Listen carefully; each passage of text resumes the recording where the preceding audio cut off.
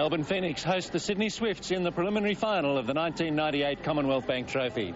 Hello, I'm Steve Rebillard, and the Melbourne Sports and Aquatic Centre represents the end of the road for one of these two teams as they seek a berth in the grand final alongside the Adelaide Thunderbirds. Who might win? Well, they've split their two games this year, a win apiece, and their form in last week's semis doesn't really indicate who might dominate here. But home teams have a pretty good record in the finals. Does that swing it for you, Anne? No, I'm sure home court advantage has some favouritism for that home team, but I don't think it'll be enough.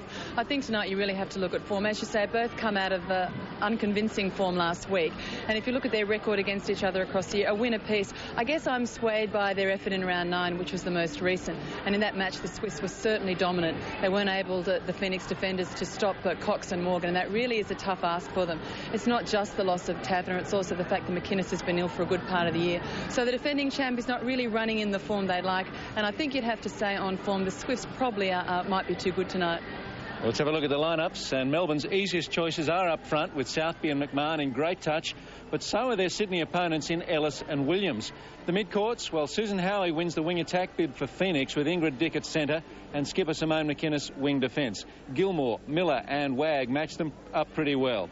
Both teams have a bit of a quandary at this end. With Melbourne will start with Illich and Harrison as their circle defenders, and they find themselves attending Cox and Morgan. Certainly this week we'll be looking at a better defensive effort, and that has to happen all the way down the court, particularly with the height and the advantage that they have in the attack end. So the defence has got to be one-on-one all the way down the court, putting that pressure on, but also letting our game happen too, not being hesitant, getting out there and just letting it happen, be free with what we're doing out there. I think we need a much stronger performance from our team this week. I think we took it a bit lightly last week, maybe worth thinking of maybe grand finals already. The Ravens came out really strong against us, and I think we weren't ready for that. So this week we're looking for a very strong team performance all over the court, strong defence, because I think the Phoenix, their best end is their attack end, so we're going to have to stop the ball before it gets down there. Well, Phoenix bibbing up, and I think a very even contest, but lots of variables. It's a toss of the coin job, really, this match. And Katrina Wagg, her team, I think, pretty relaxed about it. But I think, a few weeks ago they wouldn't have expected to have to play this match. They really thought that they'd be in the grand final, perhaps even first, but not to be. Liz Taverner, I'm sure she'd love to be out there and love to be going to the Commonwealth Games. And it's hard to sit and watch when you're used to playing at this level, but he's coming along quite well. Underway then, and Swifts in yellow and blue, right to left. And Maureen Boyle and Sharon Burge looking after this match. Sharon on this sideline, Maureen the far side. And promising start for Phoenix as they repel the first Swifts attack. And in an exact reverse of what happened the last time these two teams met, in round 9, Liz Ellis intercepted the first offload into the Phoenix circle. So things a little different in the start tonight. And Southby, in previous matches against the Swifts, she started at goal attack, and so McMahon and Southby have swapped down.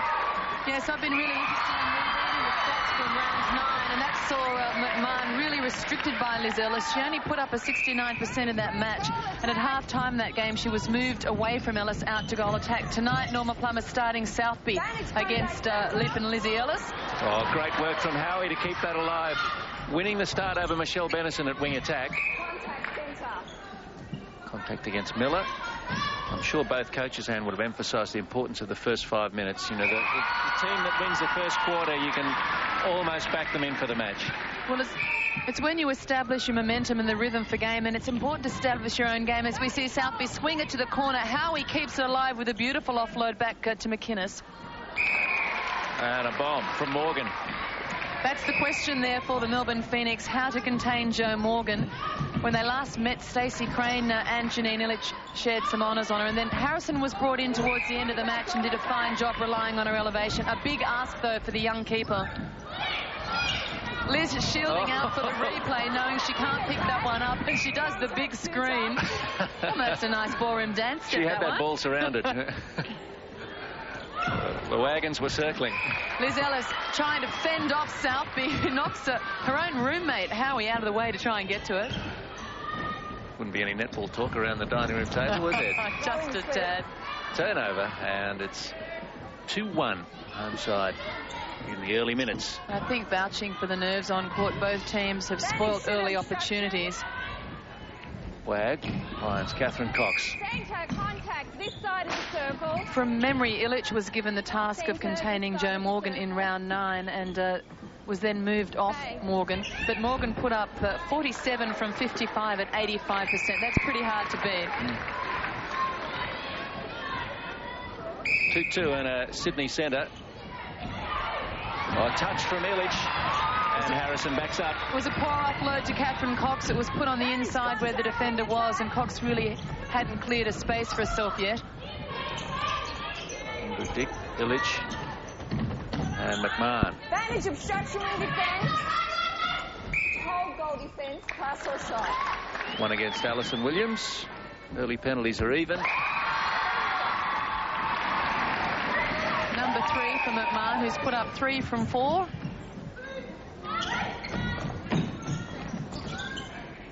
Howie. And McMahon. Williams attending, and out it comes. Williams a strong rebound and obstruction against Southby. And although I mentioned the importance of the first quarter, it was really the third quarter in their 2 previous encounters, and that decided the match. We'll back to that in a moment. Just looking at the pressure mounted on Wag by Simone McInnes, and the Swifts not using the reach and height of Katrina Wag there, which is, of course, to her advantage against McInnes. When they play the low, hard ball, McInnes will have the speed to match it. McInnes. Oh, through Ingrid Dick, but the penalty is with Phoenix. I'm going to say in the round 2, third quarter, Phoenix won the match, and the third quarter 17-12. Round 9, Swifts won the third quarter 20-13. So decisive third quarters in 2 results so far this year. And although they finished first and third last year, we haven't seen them play this year. Wag. 4.5 gone. 4-2 the home side. Fairly stagnant, the Swift circle then. Both Morgan and Cox, of course, enjoyed the aerial game, and the movement breaking down for the Swifts. I guess that's why we've seen Julia Fitzgerald use Nerida Stewart in recent weeks so much, because she's more a playmaker and opens up some spaces. So the Swift shooters will need to sort out that early on in this game. Miller has a dip. Phoenix possession. Catherine Cox only shot 65% last week in a match that they still won. And I think the turnovers were plentiful too in that game. So the Swifts were fairly down on themselves after that semi-final. Thought they played only to 70% of their capacity. Fairly confident going into this one, though. A lot of space behind Ellis, but Williams picks it up nicely. Miller. Wag. Oh, Cox hits the deck. Trips over the foot of Illich.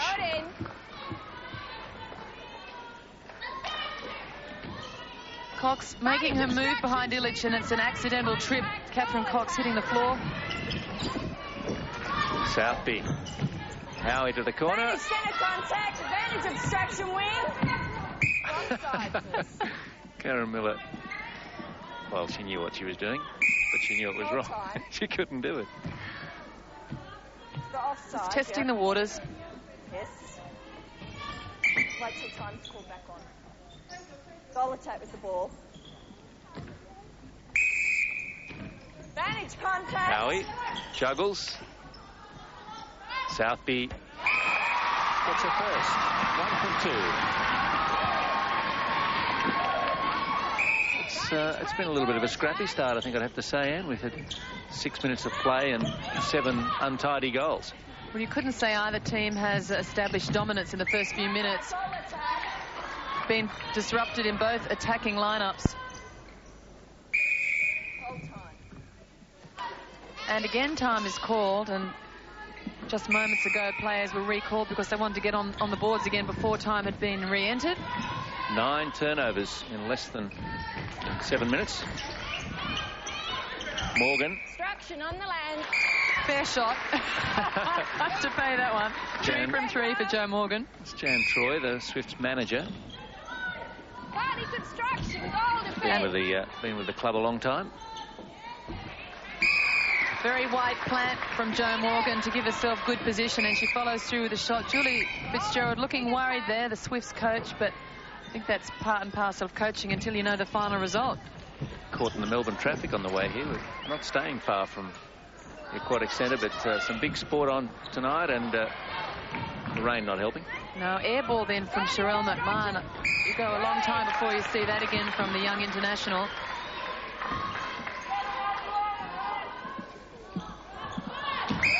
Whoa. And a long time before you see that again. I think the teams have picked up from where they left off last week.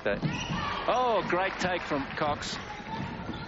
And the pass from Karen Miller, assuming something that wasn't happening, or hoping for something that wasn't happening, but the brilliance of Catherine Cox creating the opportunity again for the Swifts with the intercept. From 5-2 down to 5-all. Sydney Swifts on a bit of a roll here and can take the lead.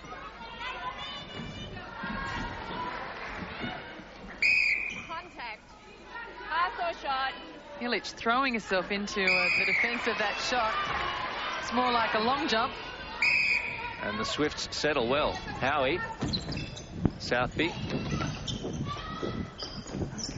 Consider the accuracy of Southby and McMahon last week. They probably didn't deserve to be as close to the Thunderbirds as they were. They shot, what was it, 88% for Southby and 91 for McMahon. It was brilliant shooting from the young Phoenix shooters. They are, not arguably, they are definitely the outstanding pairing in the competition for accuracy. But already McMahon down to about 4 from 7 when I last looked at our stat screen. So I think just suffering under the pressure of the match. Also have to say Reagan Gilmore putting a lot of pressure on Susan Howie, making her work for every small space out on court. Gilmore had a pretty solid match last week. Maureen Boyle saying, you two, here, like a couple of naughty schoolgirls.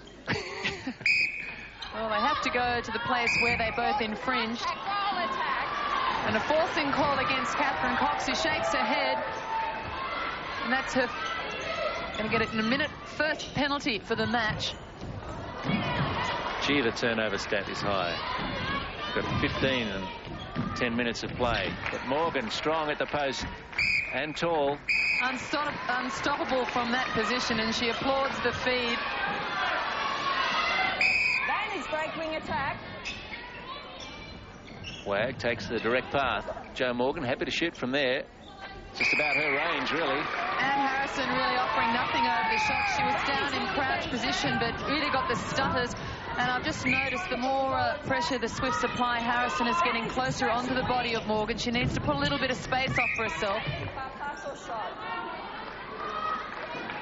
This is a settler. Southby. Ellis rushing in, hoping for a miss, but Southby 2 from 3. Cox over the top, well-placed delivery for Morgan. No fuss feed, that one. Yeah. 2 passes from centre to goal for the Sydney Swifts, and Jo Morgan starting to get the measure on young Anne Harrison. Harrison, of course, the beauty of her game is her elevation, and she's only been cleared at lunchtime today, fitness on her ankle. So it's really being tested out, jumping against Morgan. Swifts looking a little more settled in their passage down court. Oh, and Illich quick on the draw. Out comes the right hand. Extender arms. Ingrid Dick. Forced to back play, and that's telling you how much pressure the Swifts are mounting, that twice now in this attacking play, the Phoenix have been forced to back play the ball. Southby. Contact centre. Danny just starting defence. Good deception from Howie. Fakes it to McMahon, offloads to Southby. Maybe the Southby family's Carlton connection helping to get David Parkin along to training on Tuesday night. The Carlton coach with some inspirational words to say, I'm sure. Just looking at the shooting stats, McMahon, as we mentioned, well down from her usual form, sitting on 57% for 4 goals.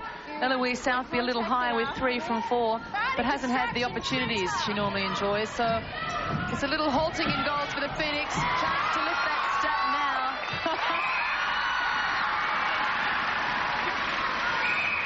And a chance to draw level with 3.5 to go, first quarter. McMahon. Contact, wing attack.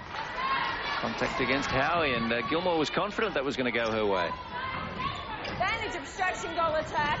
Williams to Wag. Love the arm. Miller. No love lost out there between McInnes and Wag. They've had a couple of heavy bumps already. And Cox does not like the feed from Karen Miller. A little slow to offload in the first place, and then when it was given, it was to a move that wasn't on and a very low ball, and Cox didn't like it. You're fussy, you shoot goal. Oh, we are. It's a silver platter, and put it there, and that's it. Ellis wins the rebound. Rebounds 4-3 to Sydney at the moment. Morgan, a little roll, fake, and better get the shot away.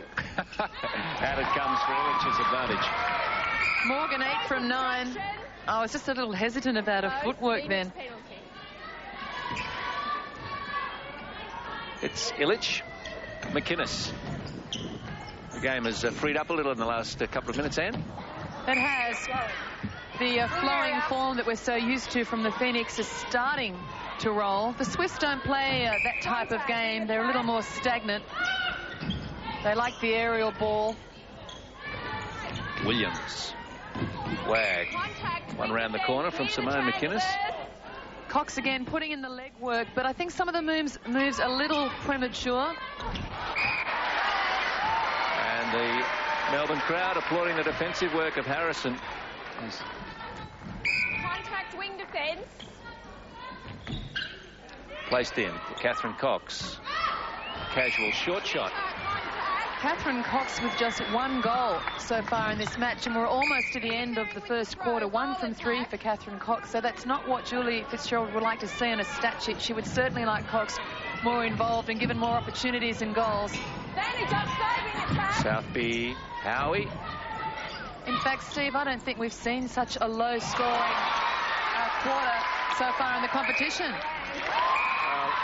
A brilliant offload from Southby to McMahon, and 9-all. Great match unfolding here. Yeah, it's goals are hard to come by. Certainly are, as Morgan tries to nudge it along for the Swifts. Julie Fitzgerald never leaves you wondering whether she's in the game or not. She always has a bit more to say than the other coaches who kind of sit there a bit keeping it all in, but Julie lets it all out. McMahon, Southby screening.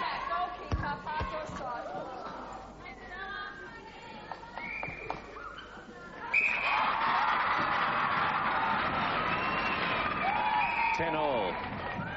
And we're inside the last 60 seconds. Is that good enough? Oh, that's a great ball from Wag. They can score so quickly when those feeds are on. 2 passes and they're there. McInnes. Southby, oh. Great timing. Southby reading the move of McMahon along the base. That was a superb ball. Timekeeper is up and the Swifts will need to be quick. Got to look to the circle. That's the call from the bench. Too late. And Harrison had front position anyway, so no addition to the score, and we've ended up with a very even score at quarter time after an early period of domination from Phoenix. So 11-all at quarter time.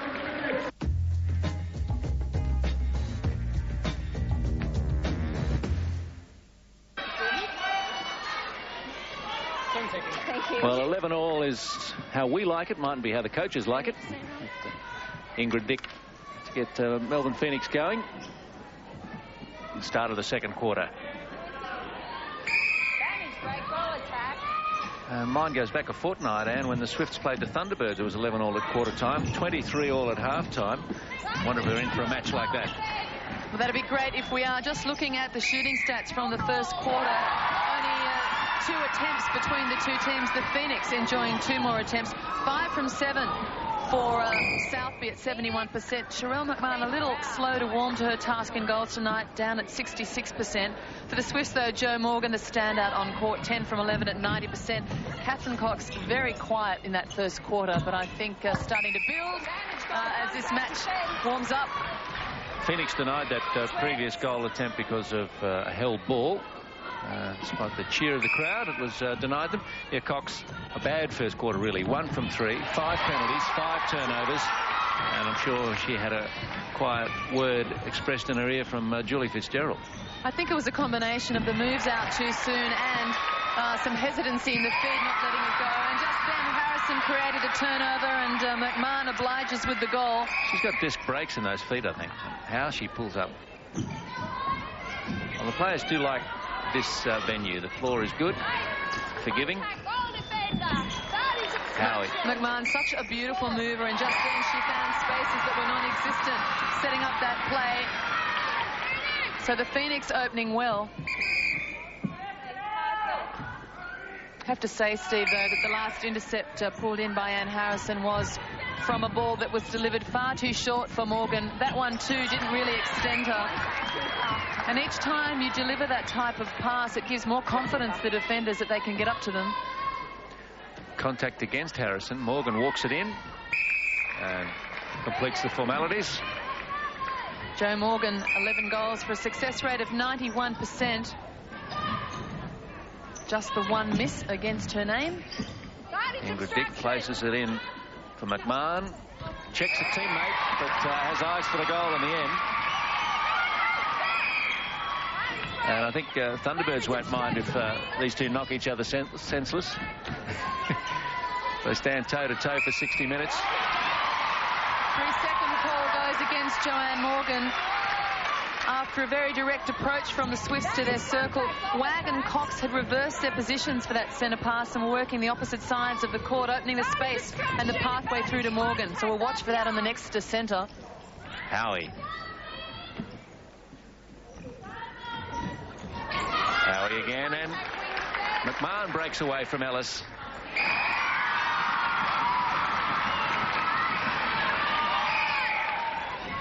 And for the moment, at least, and Norma Plummer happy with this switch. She's worked with Southby and McMahon, with Southby at goal shooter.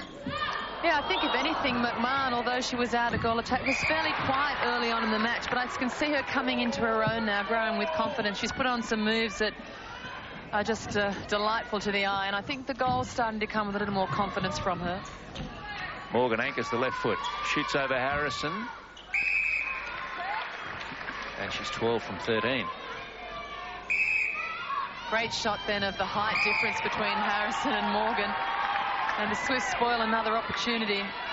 That's one Catherine Cox should have taken, probably. Pressure of the moment, though, makes you do funny things. Illich. Tough decision, Steve, if this pattern continues for the Swifts, for Julie Fitzgerald. Cox really is the shooter, not getting the ball and not getting the goals up, with a few spoilt opportunities, yet she's been the one they've been most reluctant to remove from the court. When the switches have come, it's been Nerida Stewart that's come on and Morgan leave the court. That won't fit this formula at the moment. Cox is the one that offers the mobility, isn't she? You get strength out of both Stewart and Morgan. Just need Cox to fire. I'll be okay. But 16-14 to Phoenix. Oh, that's pretty on the outside of the Phoenix circle. A few fancy passes between Ingrid Dick and Susan Howie. Nice touch, putting the ball along the floorboards as well as through the air. Oh, Lizzie Ellis doesn't let too many of those slip through the fingers. Pass or shot, keep her out.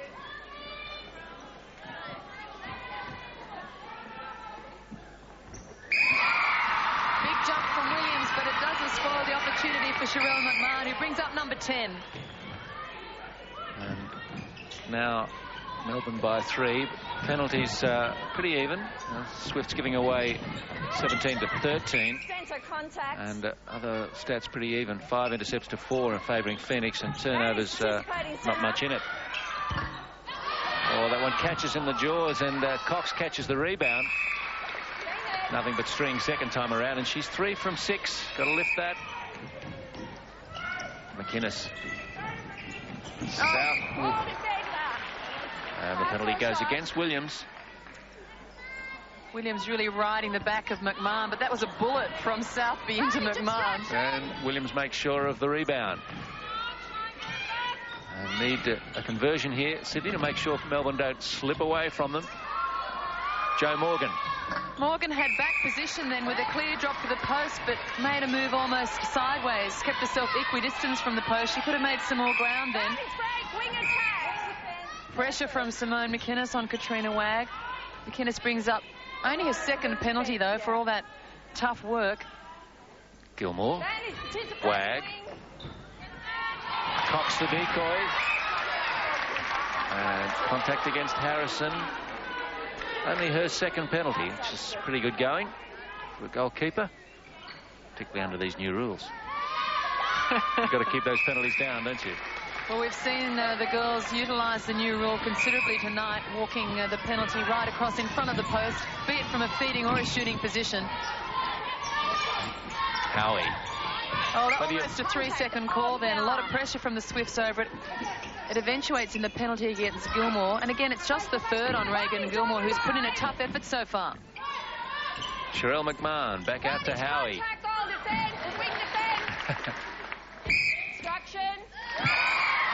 She was protecting her position. Can we put it that way? 18-17. Great close match here. Great feed too. Wag to Morgan. That one had a bit of lift under it, and that's what they need to put it into the air, not falling as it gets to Morgan. Wag opens the arm, and it comes to Morgan, still pretty well on the rise rather than on the descent. McMahon. Wood dribbles in. That wasn't a confident one, but they'll take it. McMahon has lifted to 11 from 16, still at 68%, and she's been averaging about 83 for the season, if memory serves me. Southby down from her best as well at 72. 19 all. We can't split them. Howie. Good dick to Southby. Ouch, goes Karen Miller, testing the floorboards.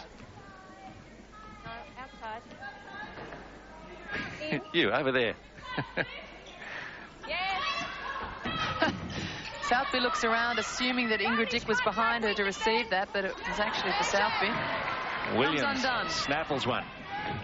Cox. And Harrison working, sorry, Steve, the front position really hard, but slips off just at the last minute as the ball's released.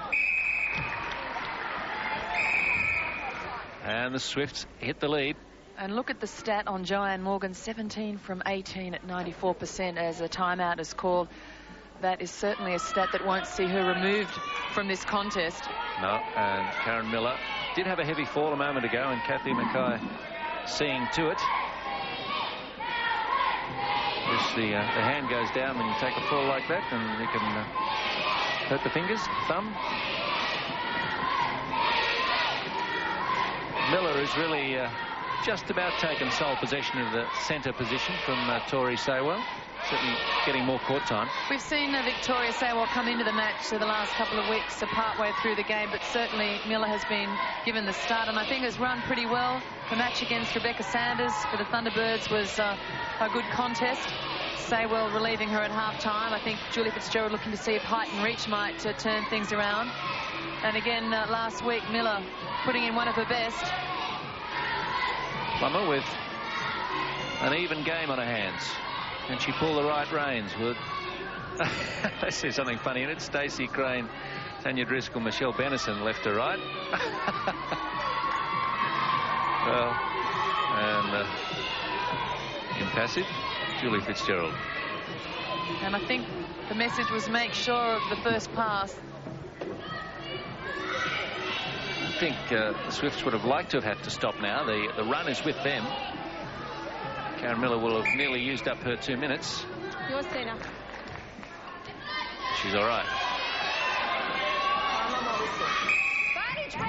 Catherine Cox success rate 50%, and that stat really hurts both Cox personally and the Swifts.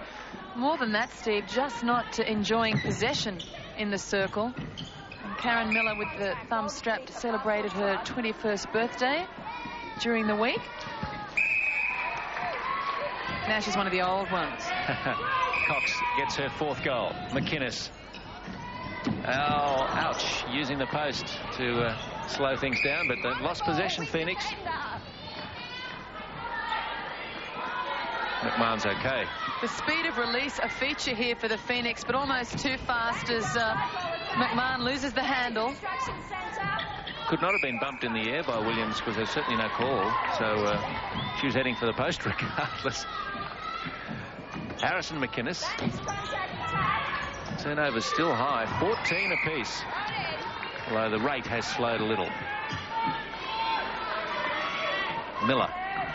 from the side. Wag. Not much. Nothing on offer. No, you see Katrina Wag shaking her head. Miller was caught parallel with Wag and was out of the picture. Cox and Morgan really not offering something for their skipper. Morgan in particular has been on hold pretty well all the match, and there she is again.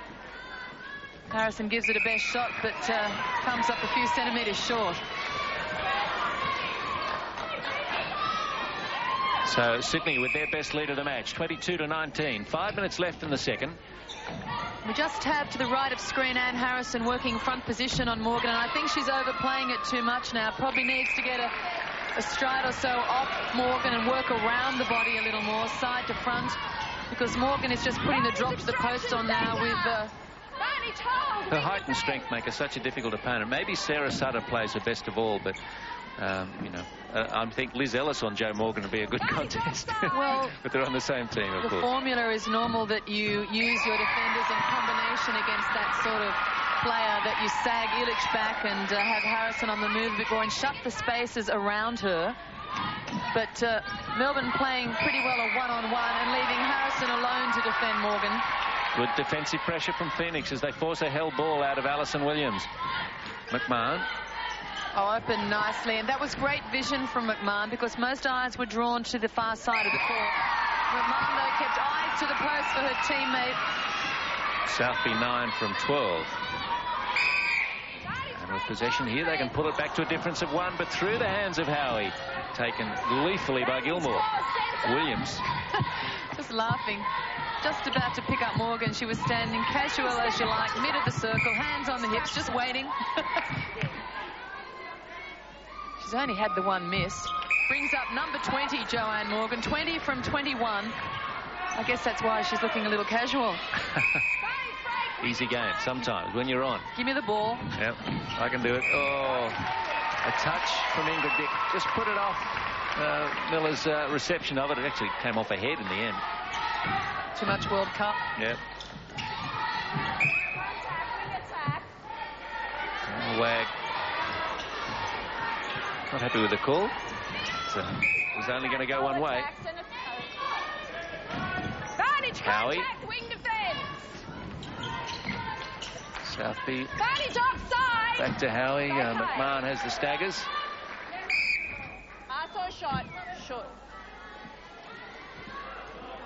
Alison Williams landing short. And she'll be out. McMahon brings up lucky number 13. Well, she'd still be just a touch under 70%, which is low for McMahon after, 91% last week. She's on a different calibre of defence, perhaps.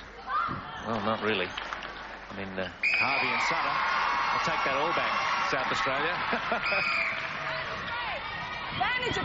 They've already written the letters, don't worry. Yeah, they would have. My apologies. Please address them to Steve.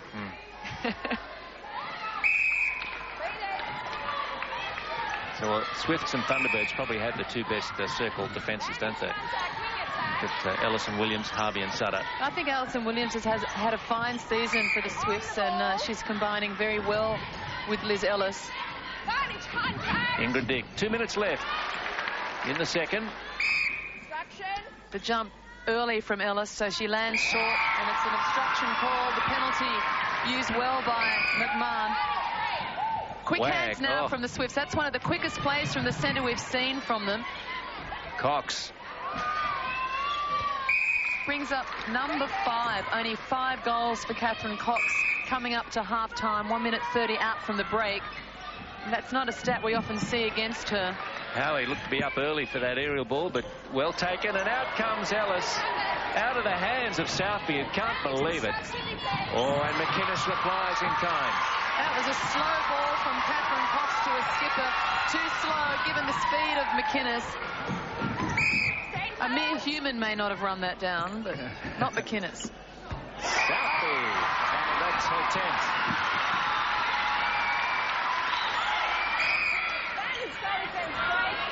And watch the ball, it's slow, and Wag stops the drive on her move. McInnes comes up with possession.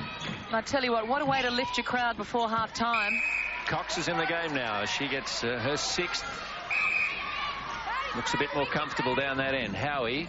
Contact, wing attack. Wag, 5th penalty for the Sydney captain. Not much time left. We've spoken of how low Catherine Cox's possession has been in the circle. Mind you, that's part of the formula when Jo Morgan is dominating as she is. The rest of the team plays around to feed her. McMahon. And Williams takes an uncontested rebound. So 2 the lead for Sydney, and they've probably got time to get one more. Timekeeper is still in his chair. He's right beside us. We'll almost hear the ticking. Great shot from Catherine Cox. Number 7 for her. Brings her up to 70%. And Phoenix accidentally lose track of the ball as they try not to take this centre part. Oh, it's actually Sydney's. I'll take that back. Karen Miller looking at the timekeeper to see if she can squeeze out the centre, but no, a wasted opportunity. That won't be a goal for them. But a 3-goal lead for the Sydney Swifts at half-time, and it's a good second quarter from them, and it's 28-25 at the long break.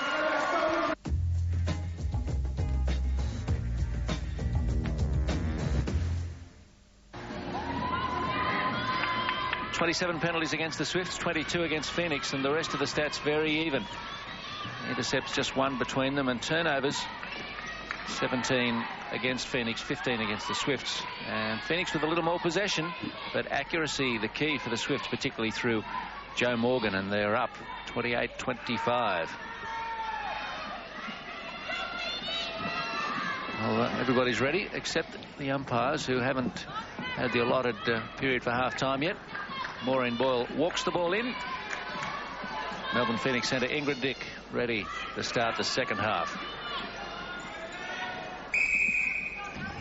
And with good timing, McMahon runs onto the ball and offloads to Howie. And just looking at the shooting stats, the Phoenix down from their season average of 83%. Southby with 10 from 13 at 76%. McMahon has lifted across the second quarter to 71%. Jo Morgan, though, at 95% in this do-or-die preliminary final. 21 shots to her credit. Cox, too, has lifted throughout the second period to be 7 from 10 at 70%. A little quieter than normal in volume, but starting to support Morgan well. And, Steve, it would be ironic if the defending champions, the Phoenix, lost this game in accuracy when they have been the standout pair throughout the season. Harrison makes the front position pay off, or does it? No. It falls to Wag, and Morgan on her own. I think the rebounds make interesting reading, Anne, because 7 out of the 8 Swifts rebounds in the first half came through their defenders, Williams and Ellis. But 3 out of the 6 rebounds for Phoenix were at their offensive end. And that's an indication as much as anything that Morgan and Cox aren't missing too many. Yeah. It's really important in this third period to see if the Phoenix can lift, because it seems to me the momentum is with the Swifts as they open from half-time. Ouch. Well, Morgan ouch. From downtown. That was from Lygon Street. We going there later? Don't give away our secrets. Okay, Howie. Depends if it's a draw, we might miss it. Extra time if there's a draw. Williams, another rebound. Gilmore, Miller, Wag, Cox, and Morgan. Looking pretty good, the Swifts. That was far stronger from the Swifts in the disposal down court, and it opened too easily to Joanne Morgan. 4-1 start to the second half for Sydney Swifts. Wag. Oh, Morgan. The drive to the post from Jo Morgan. And she misses one, but has her own rebound. So 2 misses against Joanne Morgan. 25 from 27 for the Swift shooter. You know what, the miss doesn't hurt if you get your own rebound and then score. Still a miss, though. Throw in Phoenix, circle area. I got that one, coach. It just took me 2 goes. It's practicing. Howie. Southby. Good timing from Ellis. And good position from McMahon. She wins out. Ellis climbs up off the deck. McMahon 17 from 23. Let's have another look at the contest. The stutter from Southby and under the post. McMahon in good position. Ellis just a second off the timing, was behind her and held off. Good Miller. strength then from McMahon. Morgan. Absolutely on a game. Well, I think Jo Morgan has been held out in a couple of crucial matches as Julie Fitzgerald explores her options, particularly in the last round against the Thunderbirds, where they very nearly won the match and saw it stolen in the final minutes. Morgan forced to sit on the bench to watch that one, and I think with the start tonight in such a crucial game, she's really using the opportunity to say, I should be out there. I want to be a fixture. Gilmore nearly lost out to Howie, but Howie gave away the penalty, and it'll be Sydney's ball. Gilmore is another for the Swifts that's had a very solid performance so far in this preliminary final. Morgan benches out of the circle, and the Melbourne defenders get a sniff. Great pressure from Anne Harrison on the feed from Morgan. She sat back a distance and got a really good jump over the feed. Ingrid Dick quicker than Katrina Wagg that time, and down court come Phoenix. They need a lifter. Advantage offside wing. Contact, wing attack, centre third. Wagg and McInnes, good mates, but gee, they don't leave anything off the court, do they? No, that's been one of the features of the game, the contest between the two captains. Southby, they need this and get it, and that's her 11th. Eloise Southby with a success rate of 68%. Last week she sat at 88% against the Thunderbirds. Morgan. Pass or shot on the land.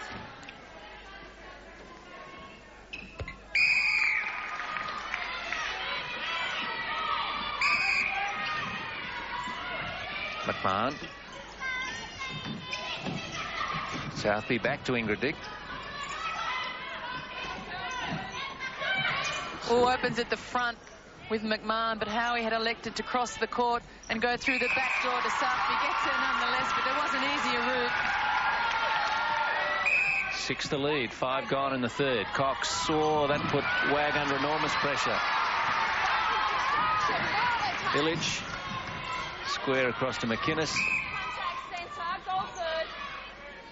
Miller and Dick, close contest. And about to say the same thing. Nothing, no quarter given between the two, and I couldn't pick which one's coming out on top.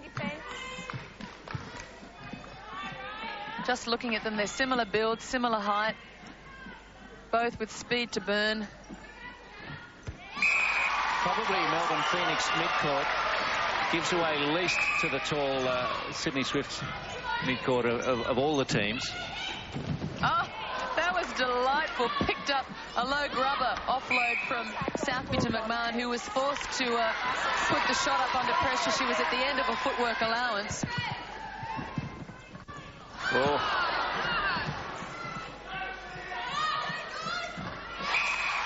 McMahon finally, and her stats building, 19 from 26. It's coming together for her. And Steve, I was thinking a matter of 2 minutes ago that the silence here at the Melbourne Sports and Aquatic Centre was indicative of the worry in the Melbourne crowd. They're starting to come to life. Melbourne fighting back. They've reduced the margin. Howie. Ellis with an elbow defend and an arm to have a go. How did Southby find McMahon there? Off pressure, and she was well marked. That pass had to be perfect. Contact, goal attack. That is rugged. The contest of that rebound is one of the toughest you'll see. Williams. Wagg to Miller. No, and a rare poor pass from Katrina Wagg. Miller still feels she should have got it. Yeah, I think Miller went for the jump when she should have put a couple more sprint strides on and underneath the ball then, and I think that's why she slapped the hands, thinking, no, I could have taken it. Okay. I think that's good self-criticism. We'll give her that one. Contact, switch centre. Takes the heat off the captain, you see. Yeah, and we have to give her that one too, because she did run that through the body. Hold time. Switch centre where you are. Yep. The screen offered by McMahon for Southby, who uses it well. Now it opens at the back. Oh, and it goes against McMahon. She's really having a tough time with Alison Williams, and she's not enjoying it. Well, Williams, one of the stronger, fitter, tougher players going around, and that is a physical contest back there. It is, but I have to say I've never seen Sherelle McMahon ruffled in any match this season, and she's lost composure, and her mind's just drifting off the game in the last few minutes. And Swifts with the centre pass and a 6-goal lead midway through the third. Wagg Nice timing from Joe Morgan, breaking away from a defender, and now soft pass into Cox. And Catherine Cox up to 10 from 13. It's looking a lot more respectable for the Sydney goal attack. Howie. Nice change of direction from Howie. It would have opened the circle for the Phoenix, but she can't gather. And frustration on the faces of the Phoenix forward line. Well, Sydney did not play this well last week, we have to say. That off Ingrid Dick, she lets it roll to her advantage. Shooter extraction. McMahon. Illich. Penalty's starting to build against the Swifts, but it's not hurting them in the big picture. And intercepts 10-7. Phoenix also dominating there. The turnovers, Phoenix have given away the ball 6 more times. Cox. Wag. I was about to say that Katrina Wag likes playing with Morgan because she's pretty fond of the high feed, but that time not effective. Harrison just got her eyes up in time then. She was checking the ground to check where she'd move, and the eyes just came up for her to get up to that intercept. Really isn't enjoying the favour of the whistle. And that one goes against Cox, one at the other end. So the crowd really didn't like the call that went against Phoenix. Well, the turnovers here happening too fast for the eye almost. Cox from well out and well short. That's a casual shot from Catherine Cox. 5 to go in the third. Swifts by 6. Howie. Southby. McMahon and Ingrid Dick look at each other. Fortunately, the hesitation hasn't cost them. Not yet. Offside. A rocket comes in from Howie, but it was premature. Vantage offside, centre. Contact, pass or shot. Southby looking for just her 13th goal.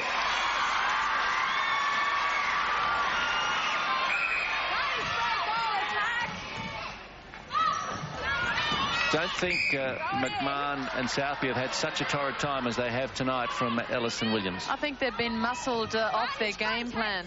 And I don't mean that with disrespect. It's been torrid in that circle. And I think a couple of shots that we've seen of McMahon, the faces and the body language is down. I wonder what Norma Plummer would get from switching the two to see if Southby could tough it out a goal attack and McMahon perhaps put some speed on back in the circle and just settle the young Phoenix shooter.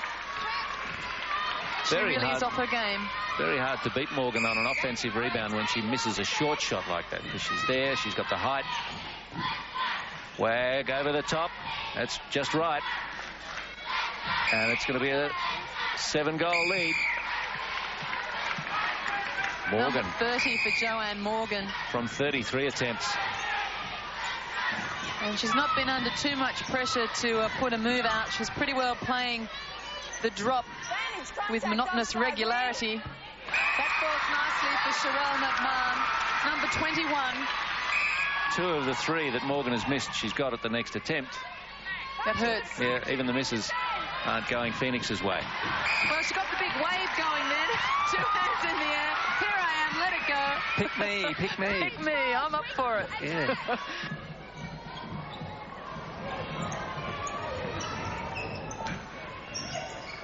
Big Southby. Oh, Williams beating the pass well. Vantage contact wing. And a shove in the back for a colleague. Says, over there, Ellis, I've got this covered. Southby on 66% with 13 from 19. Sherelle McMahon at 22 from 30 for 73% accuracy. Howie runs around Southby, but it's with McMahon again. So for Phoenix, it's a similar stat to that which we saw in round 9, which restricted them to 69 and 78% against the Swifts. Oh, Morgan too strong again. Wag applauds the take. Well, I'll tell you what, the feed wasn't too shabby. Morgan 91%. Which really takes your eye away from 71% accuracy for Catherine Cox, and just reminds you that Cox at the moment is just keeping the circle open for Morgan to do her stuff. So it mightn't be pretty netball, but it certainly is effective. Under 2 minutes to go in the third. Ingrid Dick places it in for Southby. Over the top for McMahon, and it's a Sydney possession.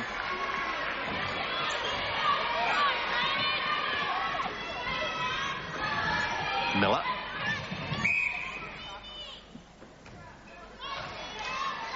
What's that call then, Anne? From Sharon Burge.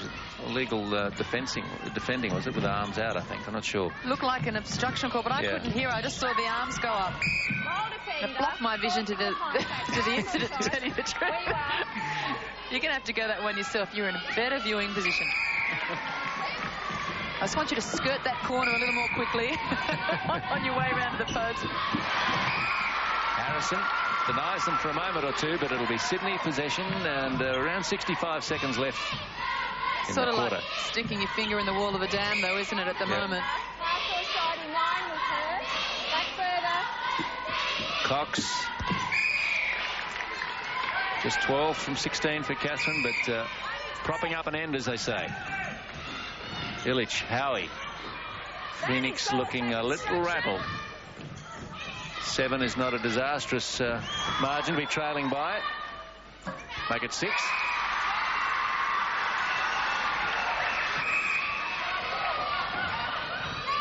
Cox back to Williams.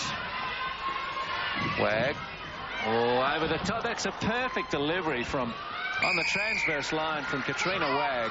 What a pass from the captain to the shooter. Illich. Southby. Michelle Bennison has left the Phoenix bench, so we may well see a substitution from the defending champions going into the final quarter. Norma Plummer trying to find something extra in the mid-court. We've got to get this one in quickly. Timekeeper's up. And Sharon Burge says that's all for that 15 minutes. Another good period for Sydney Swifts, who've more than doubled their half-time lead and now lead at 44-37.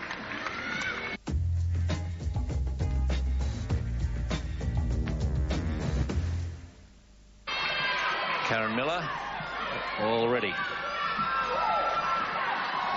Sydney, I think, can't wait for this final 15 minutes to begin. They're in a great position. If they let a 7-goal lead slip, take all the off-season to get over it, I think. Maureen Boyle is happy.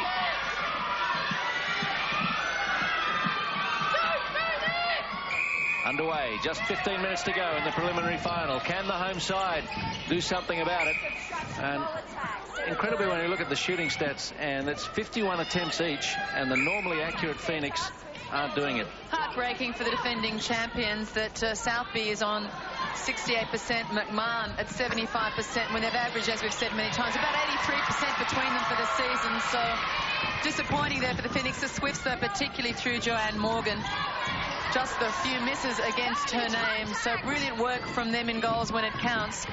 And as we preempted in the third quarter, Norma Plummer has pulled some changes for this last 15 minutes. We thought she may well switch the shooting pair, and now Southby comes out at goal attack and McMahon goes back to shooter. And they've also plugged the mid-court Bennison on with fresh legs at the wing attack. Howie moving to centre. Will it be enough? Well, a great start for Catherine Cox with a confidence booster. Long goal in early, and Ellis arrives late to let McMahon know she was there. Yes, it's welcome back to the circle. A Sydney defensive effort from Ellis, Williams and Gilmore has been fantastic through 3 quarters. Getting little touches here and there to force the turnovers. Yeah, they've certainly been tough in defence, and the work early on in denying the spaces to the Melbourne Phoenix did some damage. That last centre too, we saw the Swifts really spread the centre pass wide. Wag work on the goal attack side, and Cox come to the near side of the court. Southby. Still achievable. Absolutely. They're a very composed side usually, Melbourne Phoenix. They've got the experience out there. They lose nothing, of course, putting Bennison on. We've often seen them in the 2 centre court configurations that we've seen tonight. So fresh legs in Bennison. And I think a great ability to interchange their shooting combination to great effect. Southby, I think, over the recent weeks has been very strong and composed for them. I've often said she's a bit of a general in controlling the circle. McMahon works off her well with her athleticism, so that might do it. I wonder if it crossed the mind of Norma Plummer to put Illich back and Harrison out. Well, would you see any benefit in that, Anne? I think the experience she gains from Janina Illich down court is perhaps too valuable. The only thing you might suggest is to sag Illich back a little more and fill the circle with Illich and Harrison so that she keeps an eye on Cox but helps crowd up the space on Morgan. Because all match we've seen Illich play up very high in a one-on-one on Cox. And that's why it's been open to Morgan. Harrison left with a one-on-one challenge. 34 from 38 for Joe Morgan as she's on the end of another great delivery from Wag, and some Sydney supporters here, whether they've made the trip or just decided they like blue and yellow a bit better with the face painting. They were a bad decision when she went to see the face painter. Looks happy anyway. Morgan will get to retake. Obstruction against Harrison.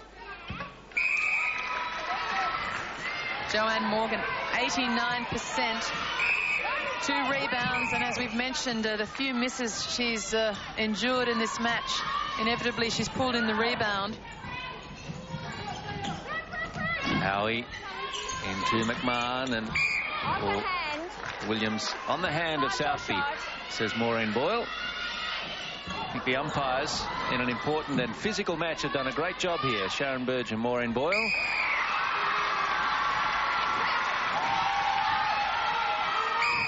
Aren't those girls cold?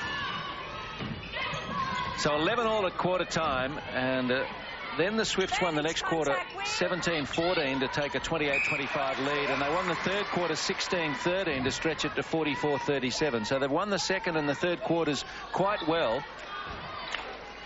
And the Swifts are lucky to come away with possession then, and very lucky to get such an ideal shooting position from Morgan. When the feed was initially put in by their skipper Wag, there were no offers put out by either shooter. It went between them off the base. So things falling the way of the Swifts at a time when the Phoenix are desperately in chase position. Williams absolutely desperate after the ball. And a penalty will go against her. Like a train coming out of there. Defense outside. Southern Aurora.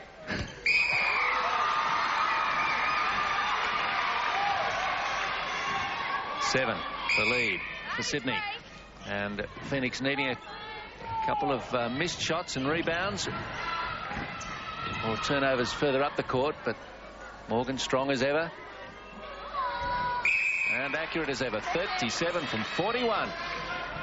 And Anne Harrison is going to see those lobs in her dreams. Which? Oh, that was hit down from behind by Catherine Cox. Illich makes up for it. No, she can't. No one to offload to. Only Wag at the top of the circle. Now McInnes. Benison. They're getting enough intercepts and turnovers, Melbourne, but they're being, well, not wasted, but Swifts managed to get them back somehow. The crowd not enjoying the call. Maureen Boyle saw that last challenge as causing by Sherelle McMahon, causing and setting up the contact for Liz Ellis. Wag. Illich, a rare one over Morgan. A taste of what might happen if they did put Illich back there. Can't do it in the middle of a quarter where there's no injury, though. Well, the thing they can do, though, is a positional switch within the game. Illich sag back and pick up responsibility for Morgan. Harrison play higher. That's something, again, they haven't tried. And I'm a little surprised they haven't varied their options. They haven't tried a 2-on-1, nor have they tried the positional switch. It really has been left there to Harrison to go it on her own. Punched out of play by Susan Howie. No prizes for guessing what she's thinking at this stage. No point leaving anything unspent when this could be your last game of your season. The loser is out. The winner goes to Adelaide. Play the hot Thunderbirds. 10 the difference and just over 8 left on the clock. It's not shaping up as the defending champions would like. McMahon. Well, should the Sydney Swifts win this match, they'll go at least one step further than last year. where they were relegated to the playoff for 3rd and 4th. Good snatch then from Morgan. It wasn't the best placed ball, but she plucked it out of the air and makes good use, bringing up number 39. Just 4 misses against Joe Morgan. McInnes, McMahon, Howie.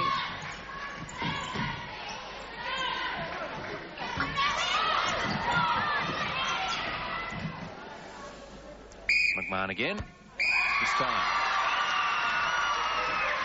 Halfway through the last quarter. Desperate stakes for Phoenix. It's been a very mature, composed Sydney Swifts, and not looked rattled at any stage, even 5-2 down early in the first. No, I think they've come to this match with a great deal of confidence in themselves. It was really just the opening 5 to 10 minutes where both teams had to settle into their chosen style of play. And we see there again Wag working the offside of the court. Cox coming in from the wing attack side, and that's been working well for them. It also has opened the circle beautifully to Morgan. That wide approach from the centre pass. Wag. And I think that's about as direct as you can be. Oh, Morgan 90%. Cox lifted to 75%. So Julie Fitzgerald has made the right calls, leaving Cox on there. Not that she had much of a choice, I suppose. I guess she did have a choice, but I think Catherine Cox early on looked to me just a little frustrated that she wasn't getting more of the shooting action. I think across the game has settled into the role that has become effective for them. Morgan on strike, Cox more in a support role in shooting, but certainly active out on the field. And you'd have to say it's a formula that's worked in this match for the Swifts as Ellis gets a touch of another. How good is Liz Ellis playing this season? She was introduced tonight by the MC as the Wizard of Ellis. A wizard from Ellis. Gilmore. Wag. Oh, Illich.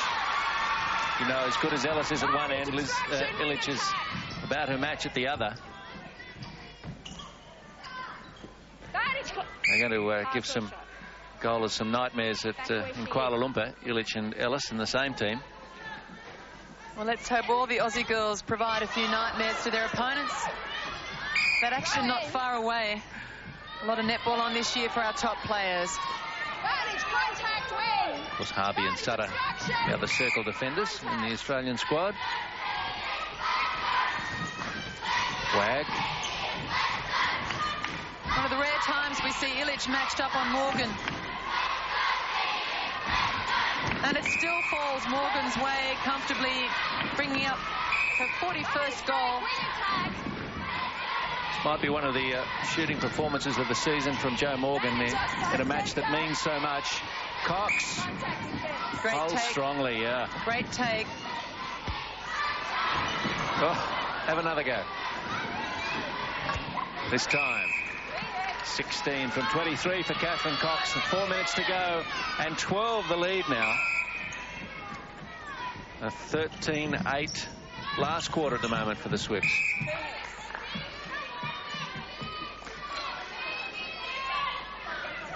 Well, last season, Swifts were guilty of dropping off in concentration at certain stages of certain matches. I think that's something that obviously they've worked on this season, because this has been well, to this point, a 60-minute effort. Yeah, I think you have to be impressed with how tough they've played this one. Bar settling some nerves at the beginning of the game. They've really stuck to their task and their game plan.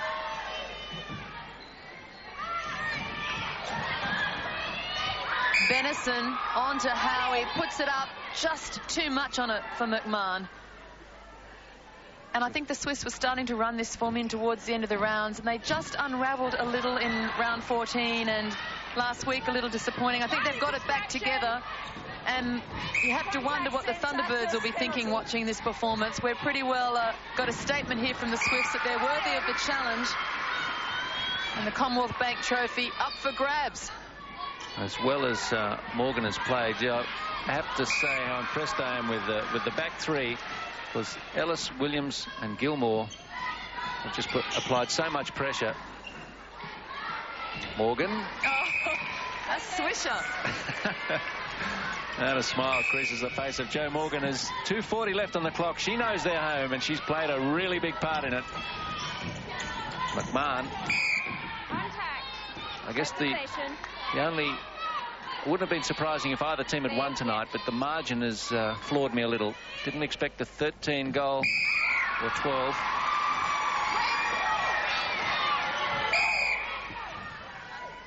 Here's Cox. And Harrison with her renowned elevation.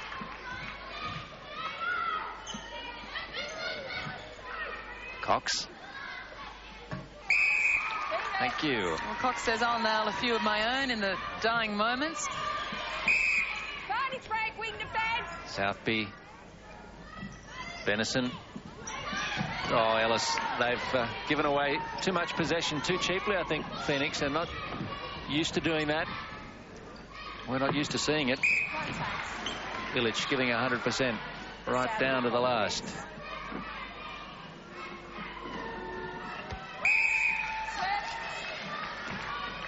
And Swifts, since early in the second quarter, have done a pretty good job taking the crowd out of the game. Morgan and Cox, a little confusion.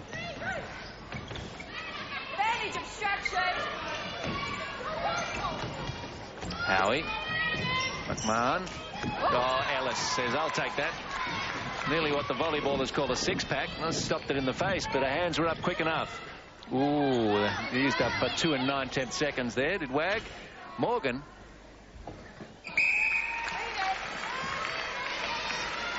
And the timekeeper is just about to get up. Last minute of the game. And Phoenix are going to disappoint the good crowd that's turned up at the Aquatic Centre. They're going to bow out, won't get to defend their title, so we're going to have a new champion for 98. Morgan. 45 from 49. Illich, and it's going through the motions now, Melbourne. Offside, centre. Off the foot of Gilmore, who's first to it. They cannot do a wrong thing, these Sydney defenders. Timekeeper's up and out of his chair. Moving up beside Sharon Burge. Morgan doesn't count. The last one, but just to make the point, she puts away an accurate shot, Jo Morgan, and it's been her game and the Sydney defence. And 62 to 48. In emphatic style, the Sydney Swifts move through to the grand final as Norma Plummer congratulates Julie Fitzgerald. And nice to see smiles on the faces of both coaches, but it's the Sydney Swifts who go home happier.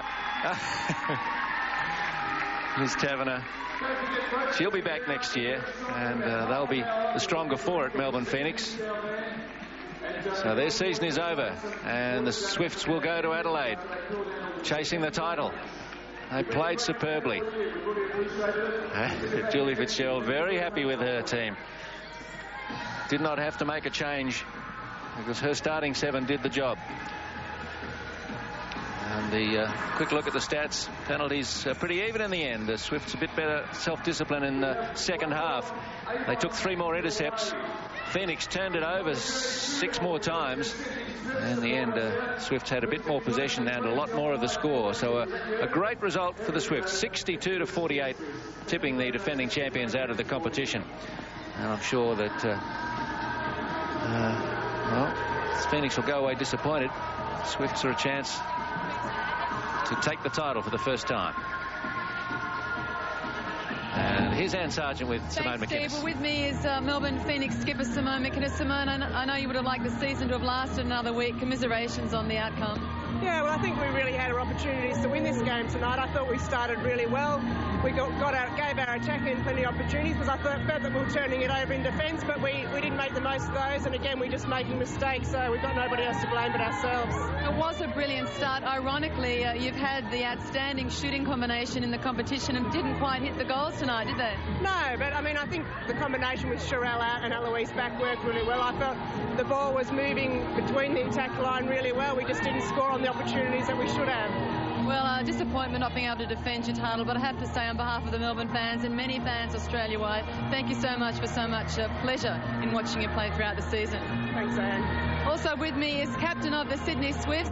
Well, it was a bit of deja vu tonight, playing the preliminary final, but a better outcome in 1998. Yeah, we had a bit of a shaky start, but I think we really grew on there as a team on court tonight. It was a great feeling. There seemed to be a lot of confidence in the group. You were quite honest in saying last week you thought was about 70% capacity. And mind you, there were opening nerves, but overall there was a command of the game. There was a lot of stability tonight, which I don't think we had the last game, the semi-final against Ravens. And I think the whole team really rose to the occasion, and I'm really proud of them all. Jo Morgan, outstanding in goals with accuracy for you. Yeah, she had a great game in there. We could just lob it in, and she has those magic hands, you know, not only on the shot but pulling the ball in as well. But I mean, you also have to give credit to Kath, because she has to make sure she works around Jo to give her that space in the circle, and I think she did really well tonight. And top defence again, our defensive lineup, Reagan Gilmore on wing defence, Ali on goal defence, and Liz in keeper. They're pretty unbeatable at the moment. They're just playing really well. Well, you don't need me. I was going to wrap them up. You've done a great job. Congratulations yourself too. Next week the Thunderbirds, it's a big one, but best of luck for that challenge. Thank you. I'm really looking forward to the next match. So that win gives the Sydney Swifts a shot at the title. If you missed any of tonight's game or would just like to see it replayed, tomorrow afternoon at 5 o'clock is your chance. Next Friday night, the grand final. The Adelaide... Crushing traditional rival Carlton. At half-time, leading by 44 points. The message from Blues coach Ron Barassi was simple. Handball like you've never handballed before. It worked. Carlton turned the tide. And in a remarkable turnaround... Sure, this one will be a beauty. A ripper. This has been a 7 Sports production. Tonight, if you want more than explosions, shootouts and murders, then how about something a little more divine? Hello. Oh. Get set to spirit away those winter blues. Tonight, join the party. I'm going to turn you guys into a choir. With Whoopi Goldberg. Now I'm undercover again. Kathy Najimy. This needs a prayer. And hit after hit soundtrack. Sing along with Sister Act 2. Tonight, 8:30 on 7. Tonight on 7, Who Dares Wins, all-time greatest bloopers, Home Improvement and Dharma and Greg, then Whoopi Goldberg in Sister Act 2.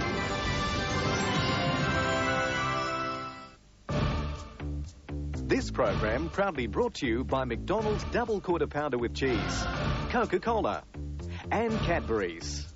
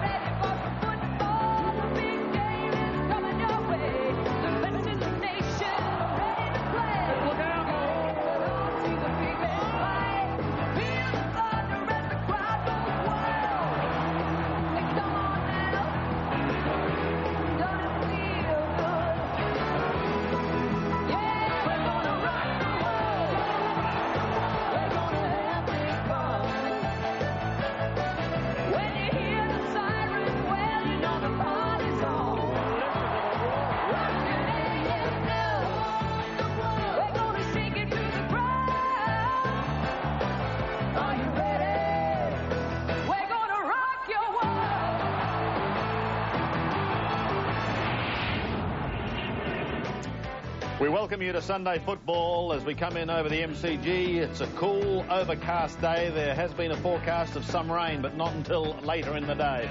It certainly won't affect these two sides. Should be a beauty on AFL Sunday. It's Essendon up against Carlton. The best seat in the house right here on 7. And we say hello and welcome wherever you may be viewing right around Australia for what should be a fantastic finish to round 18. Some big games being played today, probably none bigger than this one. The Bombers, who've been on a bit of a roll in recent times, having a real battle to sneak and stay in the 8. And Carlton, after a dismal start to the year, trying desperately to finish on a high. And that's where they've been in the last couple of weeks. The last time they met, we'll check this out. And we can see by this it promises to be another pretty close game today. It's been a wonderful game. Allen taps it down. Sexton, kick off the side. Chance for Carlton. Hogg, bouncing ball. Koutafidis, Royce's kick high in the air. Can someone take the mark? No, belted away. Can Carlton get a kick over the top? Hume, it's going to be very close. Essendon hanging on. What a game it's been. What a game. It's 99 to 98. You wouldn't believe it. It's so close for Carlton. It's almost over. An absolute thriller. A classic in the end. And the Bombers have won it. It was an absolute thriller indeed. The Bombers home by the smallest possible margin, and who knows, that could well be the case this afternoon here at the MCG. We've said it's a big day for the coaches, especially for David Parkin, as he coaches his Navy Blues for the 300th time. Head-to-head with Kevin Sheedy. Sheeds does have the edge, 20 to 12, and there has been one draw. In just a moment, Gerard Healy and Drew Morfitt back to check out both sides here at the MCG. The 1998 AFL Premiership season brought to you by Telstra. Making life easier. Victoria Bitter for a hard-earned thirst. Cadbury Mark of the Year. McDonald's Double Quarter Pounder with Cheese. And Mitsubishi Motors, the award-winning Magna. Well, Gerard, this is one of those games that's been billed as a blockbuster. I'm a little bit disappointed with the crowd. I thought they might get something over 70. Well, it's certainly not that, but it is one of those games. Two big Melbourne teams playing at the G. What a day. Well, it's a traditional day, isn't it? And, well, I think the MCG will probably fill up in the next 15 or so minutes. But, unfortunately, it has been robbed of a couple of big-name players, in particular James Hird, of course, and Michael Long, who did his hamstring last week. Carlton also not without their injury problems, with Hamill going out and, of course, Brett Ratton. Dual best and fairest winner also missing the game today. But have a look at that side, Drew. 4 changes for the Blues. Unfortunately, Hamill and Ratton have had to pull out today. They've played every game this year, but they'll be missing today. Anstey, Hume, Hines and Locke come into the lineup. But Silvani and Sexton will have to play important roles on the key forwards for the Bombers. But their strength lies in midfield. Allen, Bradley, Hogg and Fraser Brown. Lance Whitnell, the superstar of the last couple of weeks. He really is one of the great youngsters coming into the competition. The Bombers also have 4 changes. Michael Long pulled out with a hamstring during the week. James Hird is out. Alessio and Young are out. So in come McCurry, Cockatoo Collins, O'Connor and Caracella. Yes, a lot of pressure on Matthew Lloyd to kick a host of goals here today. A real bag. But Sean Wellman at centre-half back's been perhaps their best player this season. They've also got a good midfield. O'Donnell and Denham, who's captaining the side today, will have negative roles. Joe Masudi also a player that gets big possessions. Dustin Fletcher is another player in the back line that will make it difficult for that depleted Carlton forward line to kick a winning score. Well, it's cool and breezy and overcast at the MCG. The Blues fresh from the highest score of the season last week against the competition leaders, and the Bombers looking for a spot in the finals. We'll be back shortly.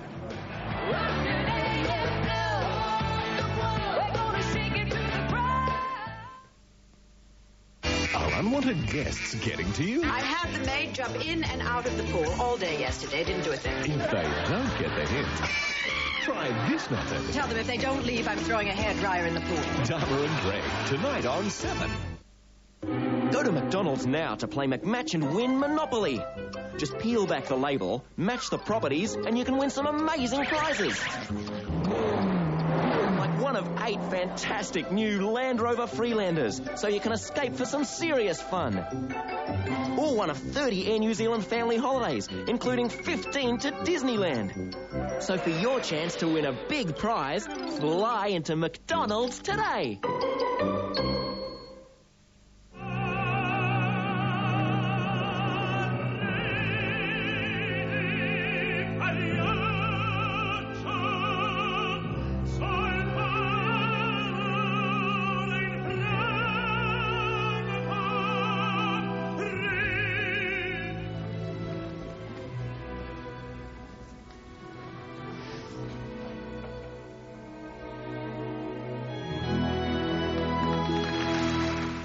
home interior bargains at Spotlight now. Save up to 50% off famous brand private collection bedroom coordinates. Sheet sets from $59, quilt covers from $69, and team them up with Downier quilts from a crazy $69 at Spotlight. Wow, more than you bargained for. What's your favourite children's story? 3 Little Pigs. Oh, that's everyone's favourite. Nonsense. Goldilocks. Oh, and the 3 Bears. Jack and the Beanstalk's best. Puss in Boots. Little Red Riding Hood. The Gingerbread Man. It's got to be Goldilocks, surely. Yeah, Goldilocks. Yeah, No, not Goldilocks. Oh, why me? New Cadbury Story Block. There's a story in every block. And they all lived happily ever after.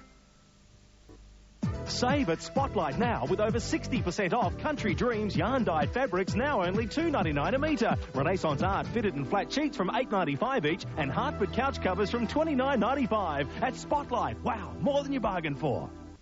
5:30 today. Travel on a journey over 3,000 miles. Cover many different landscapes and discover the power of flight. The White Birds of Winter on Wild World. 5:30 today on 7.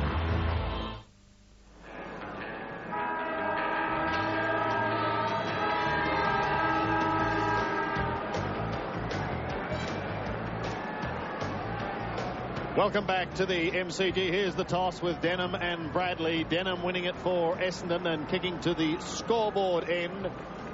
And what a day it is for this man, David Parker. He captained Hawthorn's premiership team back in 1971. Today, he notches up his 300th game as Carlton's coach. A magnificent achievement. We wish him well against his old and arch rival in Kevin Sheedy. Sheeds' boys bombed together prior to this big game, and we go down to the boundary. And welcome to our telecast, The Fly, Russell Morris. Hello, Sandy Lands. How are you going today? Very, very well, and looking forward to what should be a classic. Dramatic. It's just drama. Unbelievable with James Hurd out with concussion. I spoke to Kevin Sheedy in the rooms earlier.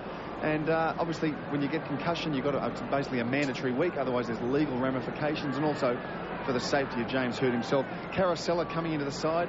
Spoke to Kevin Sheedy about that. He's been injured. Spent a couple of weeks in the reserves, and he's hopefully will get back to his old form of earlier in the season. Who else we got? It's very windy here, Sandy. I'm trying to get my footy record all lined up. I spoke to some of the Carlton officials, and Cooter Feedies will line up at full forward for all the pro Cooter fans. Hopefully he will kick a few goals for them. Very windy down here, Sandy. You mentioned that I think Carlton are going to go to the right, or was it Essendon? I can't remember. But the wind is blowing to the right of screen and also to the left of screen. Work that one out. It's very swirly at the MCG. Yeah. Swirling old breeze. Who are you tipping, Fly? He's gone. Taken his spot down as I welcome also behind the microphone this afternoon Drew and Jared, and with them is our fourth umpire, Johnny Russo. Welcome, John. Welcome, Sandy. It's going to be a great game today, and these two clubs have always put on a very, very good performance. So stay tuned. Well, we saw that match earlier in the season. 1 point separated them. Jared, you're tipping today? I'm going to stay with the Bombers. I see that Mark Porter's gone down into the goal square at full forward for the Bombers. Lance Whitnell, of course, at centre-half forward. But if the Bombers, Carlton are to win, they're going to have to get more goal kickers than just Lance Whitnell. So here we go. As we mentioned, Denham won the toss and is kicking to the right of screen. Allen and Somerville go at it. Cabrelli gets the first kick of the day. It's high and it's wide towards centre wing. It's marked by Mann. He rips it away quickly. The Blues go down to half forward. And a good mark is taken on right half forward by White. Still a long way from home. He's got Lance Whitnell. He's got Whitnell in form, who booted 8 last week. Kick dropped short in towards centre half forward. Somerville was waiting at the back, but it doesn't matter. Oh, the hand pass has gone astray. This may open the door for Koutafidis. Denham comes through, gets it quickly away to a hand pass in Barnard, and his kick goes only as far as Manton. Manton marks on centre wing. And Manton from the wing, up towards the 50. Well, they waited down there on the forward line, but Buick hit the ball very hard. Hand pass comes out. Berbatov gets it away. Hardwick along the ground, up towards centre wing. It goes to Manton. In a bit of space, Manton. And he picks out Murphy. Low kick is perfect. Inside the 50. And Beaumont has it. He kicks from 49 metres. But a poor kick off the left. He hooked it badly. Out of bounds on the full. And we're still looking for the first score of the game. Well, we've seen a couple of fundamental errors early, which probably indicates that both sides are a little bit toey. It has been built up in Melbourne as a very big game with David Parkin's record, of course, but we saw Paul Barnard handballing under pressure, and then that kick from Beaumont lacked a little bit. Brown, Murphy and Hogg all combine to go towards the forward line at DiIulio and co. Porter tried to get the hand pass out. That was stymied. Goes in again. So does DiIulio. Ronnie can't take it. Hardwick working hard. Koutafidis couldn't get an effective kick away. She's tough in there at the moment. And that's the way we like it. Hogg is in trouble. But now he settles down and takes the mark. 35 metres out. And the angle should not be a problem for him. Pretty congested in that Carlton forward line with just 4 players outside of the forward 50 of the Navy Blue. So it was a lucky kick that got out to Matthew Hogg, but early in a match, he'll take them any way that they come. Match has been in progress for a couple of minutes, and Essendon hasn't got it past centre as yet. Carlton have done all the attacking, and now they have the chance for the first score on the board. 40 metres out, a high floating punt kick, and it is one behind. Sandy, just an interesting start. Koutafidis started as a loose man at centre half back and then has slowly drifted down to full forward. So maybe they're just trying a bit of a few ducks and drakes playing between coaches. Fletcher to kick in. On a gusty, windy day at the MCG. The crowd building all the time. It might yet be a monster. Fletcher not far short of centre wing. Won't be a great marking day. Denham does well with the hand pass to Berbatov. Just past Barnard it goes, but he butters up for a second go, runs to the 50, just pulled off his kick at the last minute by Andy McKay. Silvani's lined up on Lloyd. That should be one of the highlights of the game, and Sauce gets it away from him, out of bounds. In fact, last year at about this time, in round 16 when these two met, Carlton won by 78 points and Silvani kicked 6. Today he's at fullback. But Essendon are in attack at the moment. Allen flies high and wins it. Brown appeared to be taken high. And young Barnard is in that Essendon forward line for exactly that reason, to apply the pressure and keep the ball in. And he did that role particularly well last week against the Saints. They'll be looking for a big day from Brown, with especially no Ratton today. In these cool conditions, we've got to throw in on centre wing. Denham appears to be running with Justin Murphy as a one-on-one tag situation. Allen won it, tried to get it down to DiIulio. Hogg sockers it to Ronnie now. He's away to half forward. Kick is good. Beaumont's got it. 55 out. No one in the square. Could have gone for home. Gives it to young Lance Whitnell, who booted 8 last week. Whitnell goes for home, but he's away to the right as well. Sandy, you're talking about Aaron Hamill and Brett Ratton, both missing today due to ankle problems. Brett Ratton hurt his ankle on Thursday or Friday late in the week, so obviously a last-minute withdrawal. Yeah, they'll be missed. But a chance for a couple of boys to step up as Fletcher brings it back into play. Goes short to Berbatov. So we still haven't had a goal. And we've been playing almost 5 minutes at the MCG. Don't think they'll be kicking any 29 goals like they did last week, the Blues. Moorcroft round the boundary line. Out of bounds on the full. And such is the pressure in this game, the tackling. Lots of players have been put off their kicks, and not all that many marks have been taken to date. Back to a congestion at centre wing. DiIulio flew from the back, thumped on by Hogg. Calthorpe gives chase. Little one in Masiti, who was their leading possession winner last week. Hardwick kicked it very high. Rice thumps the ball down to the front. Well done, Calthorpe. Ball knocked further afield. Here come the Bombers now. Barnard. O'Donnell. They flow into a vacant forward area. Lucas on the 50. He was the closest to goal.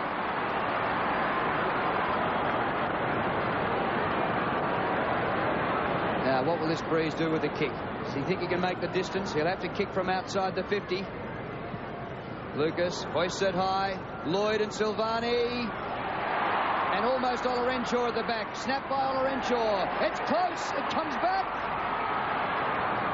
And thumped through for a minor score.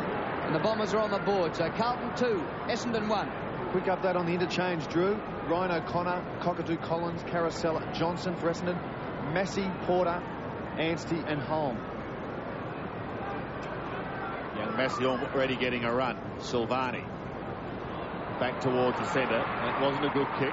Calthorpe, an interesting one, in towards the middle. An opportunity now for the Bombers to go forward once again as Wellman, from a standing start, just chips it to Lloyd, who's a long way from home. Congested forward line for Essendon. He'll look down towards Lucas and co. Lucas offers the lead, but chipping in front was Hogg. O'Donnell claims him late, but he manages to get the kick wide to Manton, who's on half-back. Pretty good start by Carlton, although scoring, as Drew said, won't be nearly as easy today. Beaumont takes it on centre wing in front of the eyes. Looks down towards a centre half forward. He needs the player at the back, and that was Allen. Somerville is going right there with him. Somerville picks it up, heads wide. A nice little kick. It should be okay, but Buick is under pressure. Buick's got to go again. He does. Gets it out to Hardwick. Hardwick chips away, just trying to find a few metres. Murphy gets there just in time, but this time pokes it into the crowd, and it's out of bounds on the full. Once again, Essendon just over possessing the ball somewhat in their defensive 50. A little handball from Darren Buick. Probably should have been a kick that put his side under pressure, but Carlton weren't able to convert what opportunity they got. Denham kicks towards centre wing. Manton, playing against his former team, couldn't mark. Whitnell, the hand pass. He's a long way from goal up near centre wing. Centering kick. Juggled by Porter. No mark. There's Denham. What a great day for him. Captaining the Bombers. The umpire will ball it up. Take out Hurd, long. And he gets about, well, third or fourth crack at it. Porter will take this knock. He's come down to take the ruck because Matthew Allen has pushed down and is now currently at centre at full forward.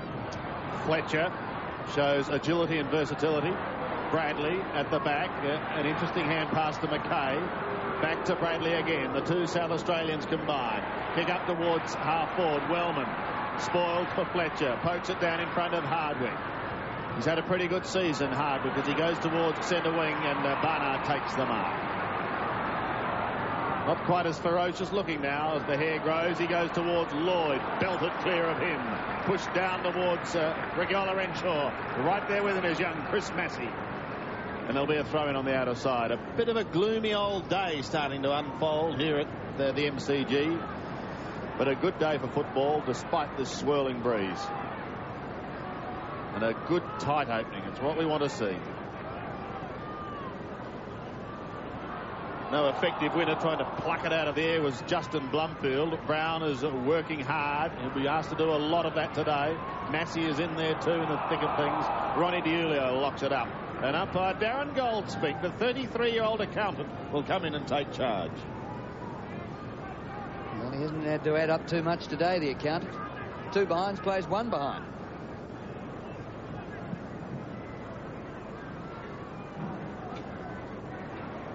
Going nowhere until it comes to O'Donnell. Hurried kick off the left. Wide near the boundary line. Lloyd outside the 50 and on the boundary line. Very hard man to kick goals against, Stephen Silvani. And Matty Lloyd, who kicked 4 last week and is the Bombers' leading goal kicker for the season, will have to be on his game today to help the Bombers to a winning score against the fullback of the century. Somerville works it beautifully to O'Donnell. Hurried kick out of bounds on the full. And a couple of midfield matchups, including Gary O'Donnell. He's picking up Craig Bradley. Matthew Hogg is on Darren Buick. And interesting one with McKay of the Blues picking up Mark McCurry, who really is a tall marking small. Speaking of tall mark, that was a good mark by Allen. Through handball now, they get it to Brown. He chips towards centre wing and finds Dean Rice. Rice will down towards right half forward, hugging the boundary line. Now there's been a whistle there. Free kick paid for high contact in the marking contest, Sandy. Thank you, John. John Russo, our 4th umpire today, as the Blues now have a chance to go inside 50. Strong mark by Kuda. Those bucket hands, similar to Stuart Lowe's, taking a vice-like grip on that ball, will have a shot 40 metres out, 45-degree angle. Well, as the fly indicated at the start of the match, that Kuda has gone into the forward line after spending the last 2 or 3 weeks gaining some confidence across the centre-half back. And both will be in KL for the Commonwealth Games. Ellis is out now. And this is a 19-18 score now for the Thunderbirds. And we're just under 5 out from half-time. I was just thinking, Steve, if it stays so close, you perhaps shouldn't have worn yourself out in the gym because it might go to extra time. I'm fine. Super fit. Julie Fitzgerald wishing it was full time and that she knew she'd won. She doesn't want this score at full time. They're trailing. Cox. Sutter pulls down another. Harvey to Hodge. Sutter with 4 rebounds now. Sanders the fake, finds Delaney, and good enough. Delaney brings up number 12, Cassie Mogg, on 80% with 8 from 10. Jackie Delaney has lifted to 70%, and she's doing the majority of the shooting. Thunderbirds, sorry, with a chance to break this open now, and they're up by 2 and with the possession. I was just thinking with that last play to the circle, how strong their drive onto the circle edge was from Sanders and Hodge, and that really is a comforting thought for a shooter. Ellis, having hit the deck, feels she's probably left some sweat behind. Last thing we want is someone slipping and being injured.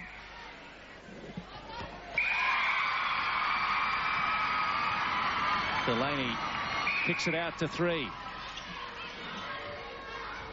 Cox.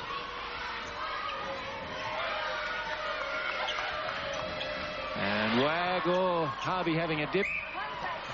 And a contact against Morgan. Morgan is not having a happy match. I was even thinking the last play, when it was a Sutter throw-in, could very well have gone against Morgan for contact. Cox too wipes the floor just off screen. Harvey, Sanders, Delaney on the fly, stops and shoots from the hip. And that's the thing that's changed in the last few minutes. The Thunderbirds are revving up the flow of the game and enjoying some speed and pace. And again, the 3 fingers go up from Katrina Wag, just off the right of screen, signaling to her team 3 minutes until the break. Let's push. Delaney checks the support. Williams runs that down. Gilmore. It's not working for the Swifts as it is for the Thunderbirds. The Thunderbirds able to get a quick release of the ball happening and connect with another player. For the Swifts, it's being held up. Chance for a 5-goal lead here. As Delaney gets her 15th from 21. She's firing. And when Delaney's hot, so are the Thunderbirds. Steve, there's been no movement from the Swifts bench, so no clue as to whether Julie Fitzgerald is showing concern about Morgan's lack of opportunity in the circle. Morgan sends Sutter sprawling and gets the goal. Well, Monica, I really think Delaney's form is pivotal to the Thunderbirds' outcome. She really lifts them with some of the goals she scores. Yes, she does, Steve, and she's really come into her own in the last few minutes here in this second quarter. Mogg had the first quarter, and Delaney has really lifted that forward line for the Thunderbirds. And she is again. Great shot, number 16 for Jackie Delaney. And no doubt this will be a video that young Yasmin will watch in years to come. Providing they win. Jackie might destroy all copies if they don't. I was just thinking, by the time Yasmin is grown, there'll probably be a new system to view it, and she'll have to change the tapes over. I see television's given you a healthy cynicism, Anne. Yes. I just know of the ones that are gathering dust at my house. You're not one of those poor lonely souls with a beta machine, are you? Oh, look, let's get on with the game. Harvey. Sanders. And Hodge. Minute to go, or under, in the second. 3 was the lead at quarter time for the Thunderbirds. They're sitting on 4 at the moment. Oh, neatly worked. Well, patience from the Thunderbirds. They would not be denied that opportunity, and they were setting it up for Delaney all the time. Mogg and Hodge just working as the other 2 vertices on the triangle till they could find her. Sounds an awful lot like geometry to me. A bit scary. Out comes Harvey. Sanders, Delaney. Inspirational stuff from the captain. She looks to get another. Ellis comes out. Straight back to the opposing captain. Obstruction, though. Ellis will retake it. I'm just thinking we're going to have to strap Monica to that chair if Adelaide keeps going. Williams. Don't think Sydney have got time here as Squire slows things down. Morgan's got the hand up in the air, trying to get it straight into the circle. And they don't get time. And the Adelaide crowd applaud that defence. And what is now a 5-goal lead. So they're building well. Thunderbirds 25, Swifts 20.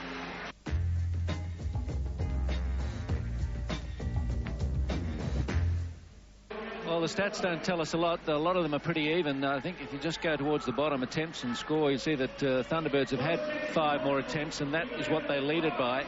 So just a little bit more possession, and they're making the most of it.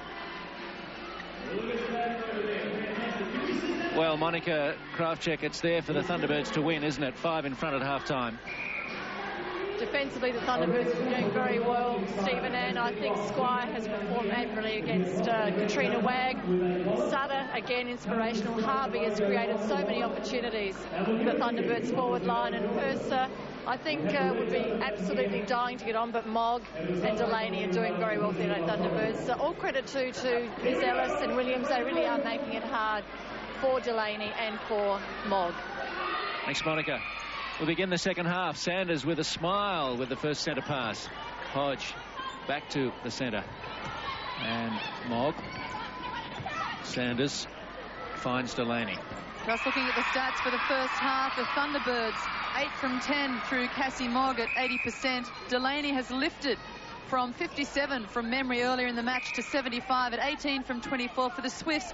Jo Morgan down. She was 92% last week. She's 14 from 19 at 73% this week. And Catherine Cox at 66%. So they'd like to see the accuracy nudged up across the second half of this match. Thunderbirds 13-10 the first quarter, 12-10 the second. So building to a 5-goal lead. Mogg. And Mogg, 21 years old. Delaney, 23. Hodge, 20. That front three, very young. But some cool heads on those shoulders. Wagg put under pressure by that pass from Cox. Harvey. Squire. I think it's been well publicised the last couple of weeks that if the Thunderbirds can add another trophy to the Adelaide Sports Cabinet, what a city they'll feel. Proud of their 2 basketball teams and their AFL side. I think they're the capital of Australia when it comes to sport, especially winter sports. I'm sure if they win tonight, that will be declared by tomorrow morning, sometime during the night. Sanders. Oh, Mogg puts on a great reverse roll on the baseline and takes Ellis with her. That's how well they're operating. The Swift defenders can't afford to focus on one or the other. Both are strong options in goals. And that's how you want your circle operating. I commented during the week that the team that wins this one will be a team that puts out 2 shooters, both of whom can take responsibility and be accurate under the pressure. Well, that ball from Cox was neither for Morgan nor Miller. It was something in between. And in between was Adelaide. Delaney. Mogg. I'm sure that Adelaide would have been reminded by Margango that it was the 3rd quarter in the grand final last year that lost it for them. They lost it 16-7 to Phoenix, who went on to win the grand final quite well, 58-48. Full 15-minute effort here required, and Harvey will be on their case, I'm sure. Morgan pulls it back to a difference of 6. High ball from Miller to Morgan. Harvey will draw the contact.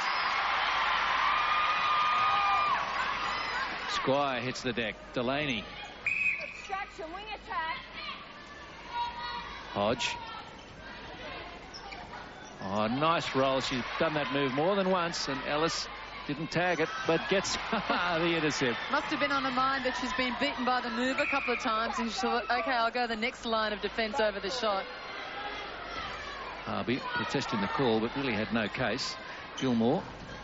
I hate to put pressure on Catherine Cox, but you have to consider that so much of the Swifts' win depends on how she rises to this crucial match. She can detract attention from Morgan and open spaces for herself. As tough an opponent as Kath Harvey is, it's a great test for Catherine Cox and a good one to come through. She's 8 from 11 so far. And what was a 7-goal lead is back to 5. Oh, Mog, another option again at the post. Oh, that ball just had to be so right, and it was. She had her toes on the line and her fingers outstretched. But they're sticking. Oh, Morgan takes that out of the hands of Harvey. And you could feel the Harvey body hit the floor here.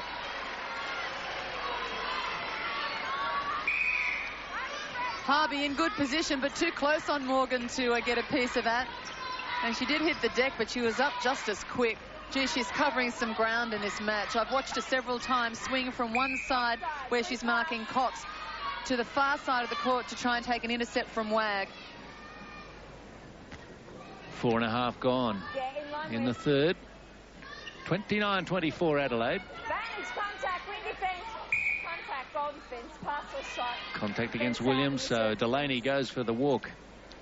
That's the 9th penalty call against Williams so far in the match. Goal defense, you'll still out of this one. And both defenders out of play. In fact, the penalty's starting to nudge out against the Swifts. They were pretty even across the board earlier on. Wag. Sydney really have not been allowed to get a run on. They haven't at any stage taken significant bites out of the lead. No, an unnecessary battle over the ball then. Morgan less than gracious in the pull on the ball, and it's really a matter for Maureen Boyle to decide. Pretty puerile stuff, really, that Sutter and Morgan occasionally get dragged into when they're on each other. Miller, Morgan now. Sutter, good timing. And Cox a clumsy challenge on Harvey. Great positioning from Catherine Harvey then. Delaney. Sanders. Steve, we watched this from the Thunderbirds a couple of weeks ago. They had control of the game but started to mix it towards the end. They don't need to. They have this game at the moment. They just need to let their skills and composure run it along. Thank you, Jackie Delaney, number 22. I guess they're concerned that they can't, bury the Swifts here. They're not going to go away as they keep it to 5 again. They'd like to win every quarter, the Thunderbirds, and Swifts are logically desperate not to let them. Sanders and Hodge having the measure of the battle against Gilmore and Miller. They're feeding the circle beautifully for the Thunderbird shooters. Oh. And again, patience and options, the answer in the Thunderbirds attack. Absolute air ball from Jackie Delaney will allow one. She's 22 from 30. Williams, Miller. Oh, Wag. Williams, Wag drives, and Squire right with her. Wag not being given the latitude that she had last weekend. No, she's under really close marking from Peter Squire, and she doesn't enjoy the contest. It's quite physical. And again, as we mentioned earlier, Harvey really with the eyes up, watching the cross-court passes, and she's been doing her homework. She knows so much work for the Swifts comes through their skipper, Katrina Wag, and several times, as I said before, she's really made it her business to go across and contest that ball to the Swift skipper. Morgan anchors the right foot over Sutter. And look out. Joe Morgan with 19 goals at a success rate. 76%. 76? They're too quick for me. I have to fess up. There was a ball flying at my head.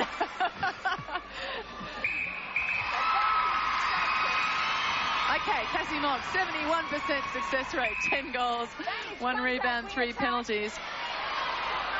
Beecher. Wag. Oh, Sutter was well positioned. It's got to come back, though. Was not a good ball. Sutter was well positioned, but the ball was ambitious. Morgan.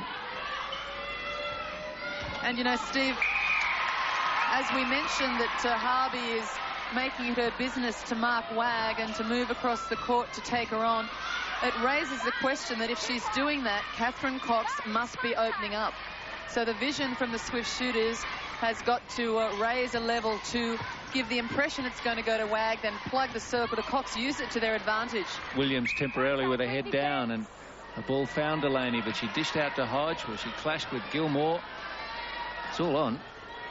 Mogg, thank you. And Mogg just making it look oh so easy, is staying out of the physical stuff, working her moves at the back near the post. Has put up 11 from 15, and if she continues this way, will have a very big name to carry through season 99. The Mogmobile. Yeah, it's only a short name. But I take your point. Yeah, if they win tonight, it'll be in lights. Delaney. His name these days is a lot shorter than it used to be. It was a commentator's nightmare before she got married. Featherstone Hall. No, it was the embroiderer's nightmare to get it on the uniform. Sanders. Back out to 6, looking for 7 here, Adelaide. Oh, Williams hands all over her, and this has to be Mogg's ball.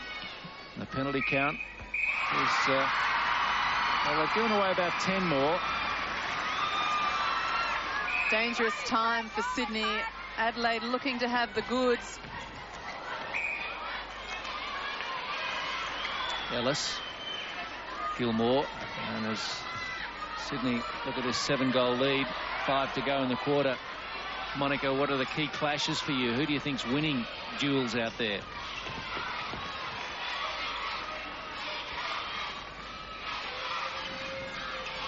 Not hearing Monica just at the moment.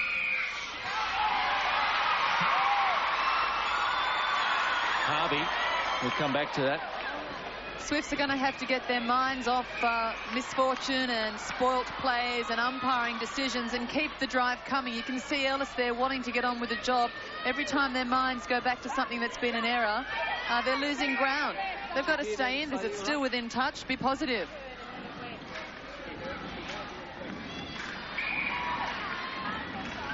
Morgan. With Sutter out of play.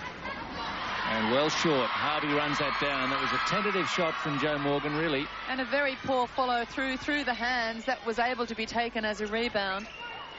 Mogg skirts around the front of Ellis. Catches her with her eyes down. Sanders awake to it too. They're doing a nice job up front.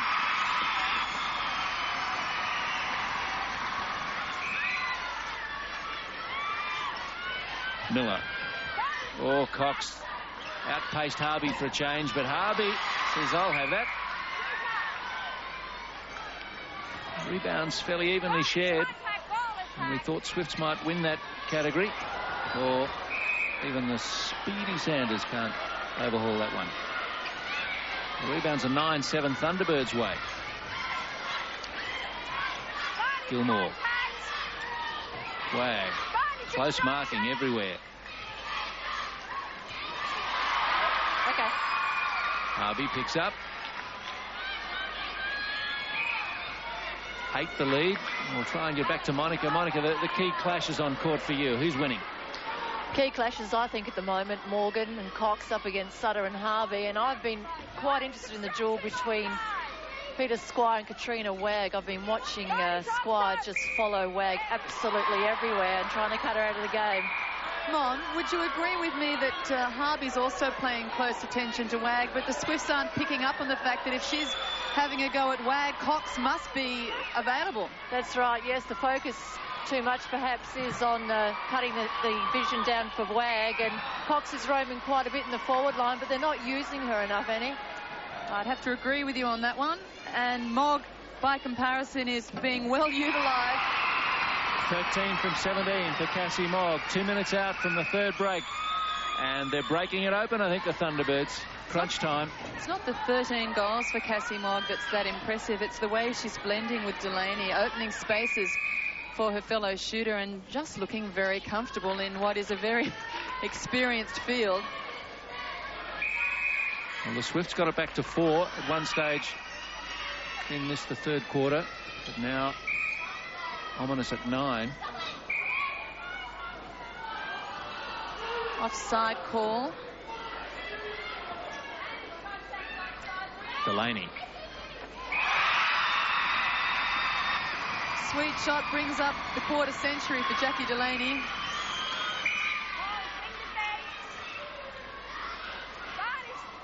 Gilmore, Miller.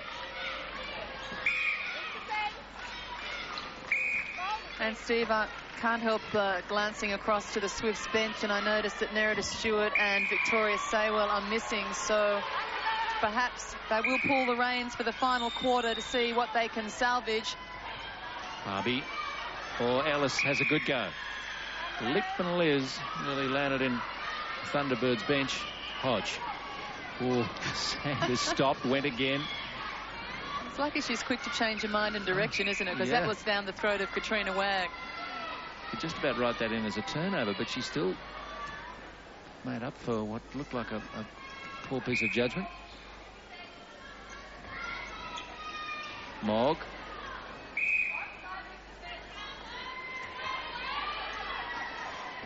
Sanders finds Delaney. You know, when she puts them through like that, makes you wonder how she ever let go of that air ball a while ago. Wagg. Now Cox is free.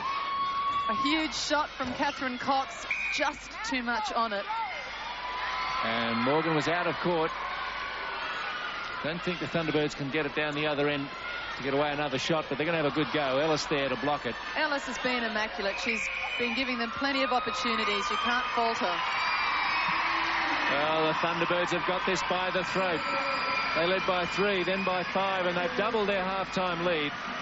And at the third break, Thunderbirds 15 minutes from the title as they lead at 39-29.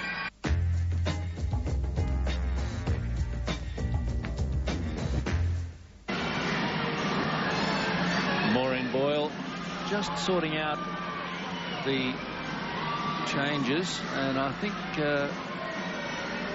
someone found some blood on the uniform of Catherine Harvey that might be left over from the injury to Katrina Wagg, so there'll be a moment.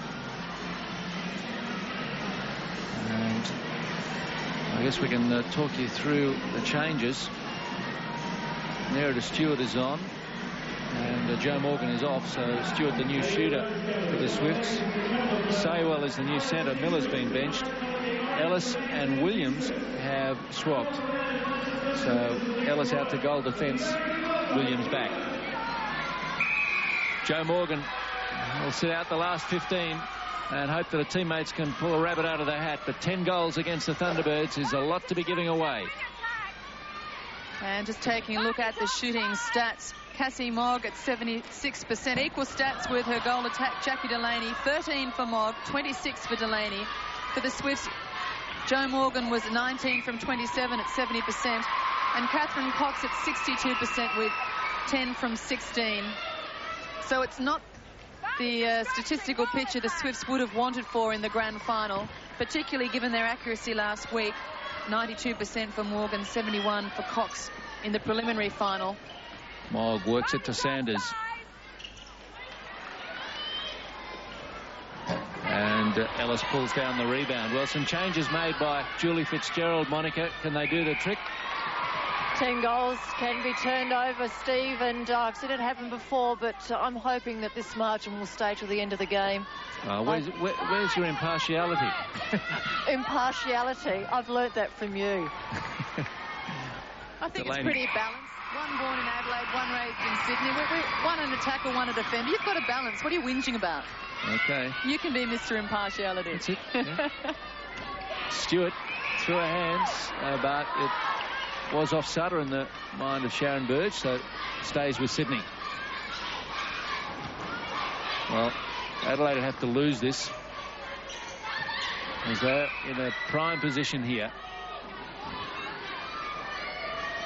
Cox. And they push in their 30th. I mean, really, they've done an outstanding job to restrict Sydney and to 30 goals in a little over 3 quarters. Well, Sydney, at the end of the rounds, was the team leading on for and against. They have had the firepower and the ability to score goals, better than any other team in the competition. So to restrict them is quite a task. Catherine Cox bouncing off Sarah Sutter then. But I think the Swifts have been unsettled tonight. I think Morgan never really came into her own. Such has been the pressure from Sutter and Harvey. They haven't been allowed to play the game that was so effective for them last week against the Phoenix. Well, Morgan can have an imposing presence on the court, but it's never rattled Sarah Sutter. She relishes the opportunity of playing on Jo Morgan. I think we mentioned it several times in the prelim final. Morgan was allowed to do that, and they were allowed to feed her so effectively because Melbourne persisted with a one-on-one. Young Anne Harrison jumping a heart out, but very difficult one-on-one to contain. What we're watching now is a combination between two defenders that can constantly shut the spaces down. Good protection in front of them. And it's that combined defensive plan that's working so well for the minor premiers.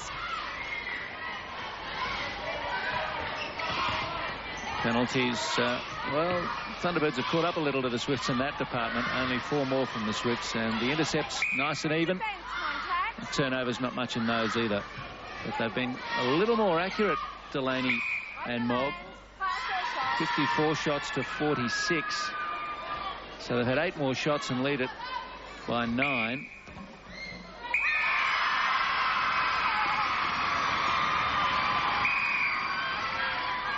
Squire, Harvey, Delaney.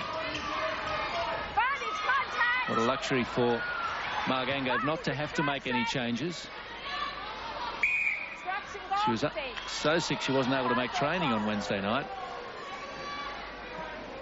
And she's got a lot of faith in Catherine Harvey, whom she's coached for so many years. I'm sure the training session was well run by her and by Pauline Edwards, assistant coach. Wag. Oh, Harvey in a tough clash with her own teammate Sutter screams out in pain.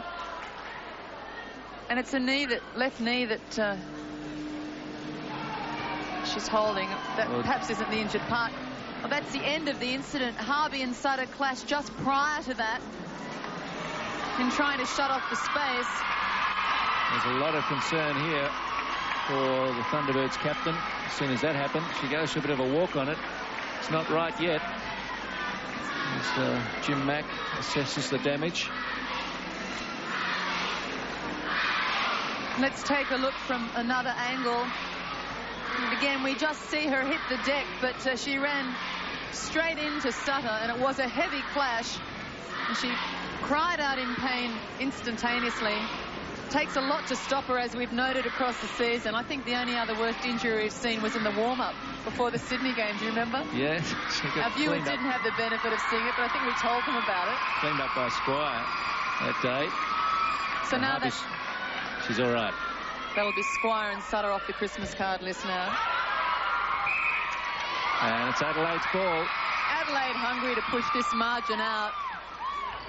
I think if a team has been to a grand final and lost, but makes the grand final the next year, they're just that little bit hungrier, having come so close. I was about to say that moments before. The one thing they bring into this match is grand final experience, and that's very hard to manufacture if you've not been there. I know the Swifts will be disappointed if they end up losing this, but I think they'll also be delighted to be in this position, and they'll view it as a rehearsal for next season. Sanders. 11 minutes to go, 10 the lead. Mustn't write them off too early. We've got a lot of respect for the composure of this Adelaide side. Delaney. Close to a roll out there. Ellis's move to goal defence, a mark of respect for how well Delaney is playing and how much she's controlling in the attack line for the Thunderbirds. We almost never see Ellis out at goal defence. Here she is. Oh, and the Swifts forced to back play it to Ellis because the options just weren't there in the circle for them. And the Swifts able to disrupt it yet again through Sutter. Stewart. Merida gets a second from 3. Merida Stewart won't let the Swifts down. She's a very safe, sure player, a percentage player, good mover, great hands. So the first quarter went to the Thunderbirds 13-10. The second 12-10, setting up that 25-20 lead, and then 14-9 in the third to allow them a 10-goal lead at three-quarter time. A match-winning, a title-winning lead, you would think. It's still 10. What confuses me, Steve, about the switches made by Julie Fitzgerald is not moving Cox back to goal shooter and letting Stewart run the front so that Cox can use her stature back in the circle. They can use her as a target because they need to catch up quickly. They need to play catch-up netball, not run goal for goal with the Thunderbirds. Here's Mogg. Everything going right for them. 14 from 19.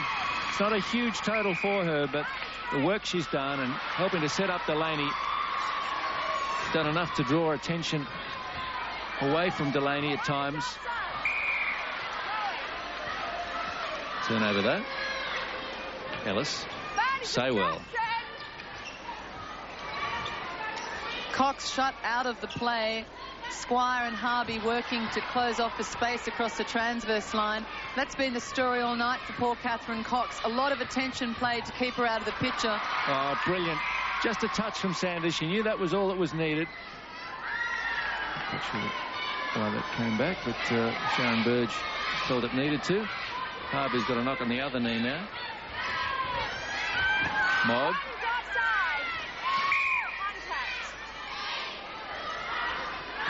Halfway through the last quarter. No cruising from Adelaide, no sitting on a lead. It's the same lead, but they're not really trying to protect it, are they, Anne? They're pressing ahead.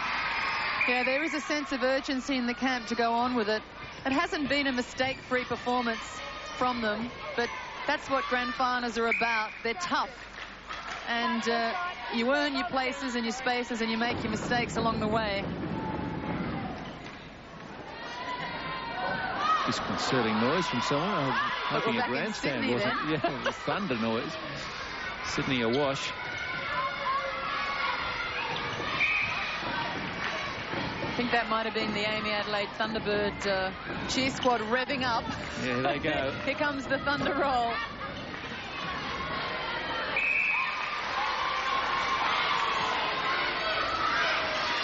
Julie Fitzgerald, I think she must realise it's just about gone. 9 the lead. They can get her back to 8 with 6.5 to go. Oh, Harvey watching. And again, Harvey out contesting the fringe balls, leaves Cox available under the post. Sydney have got to utilise that more to their advantage. Draw it, then plug the free player. Stewart. They need plenty of goals and quickly. And Stewart and Cox close in on each other.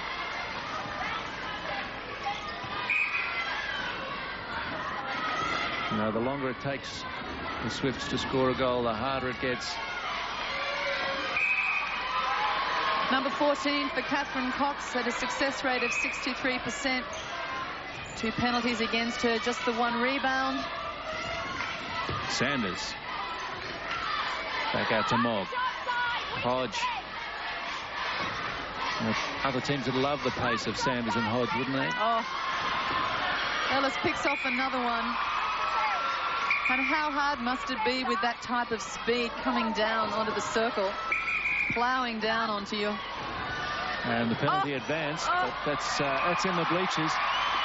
Ellis not used to that kind of outlet, I suppose. It was a bad one from the vice-captain, and I think Delaney let her know about it too. Yeah, I think there were words exchanged. Cox. Harvey, filthy that went against her. 5 to go.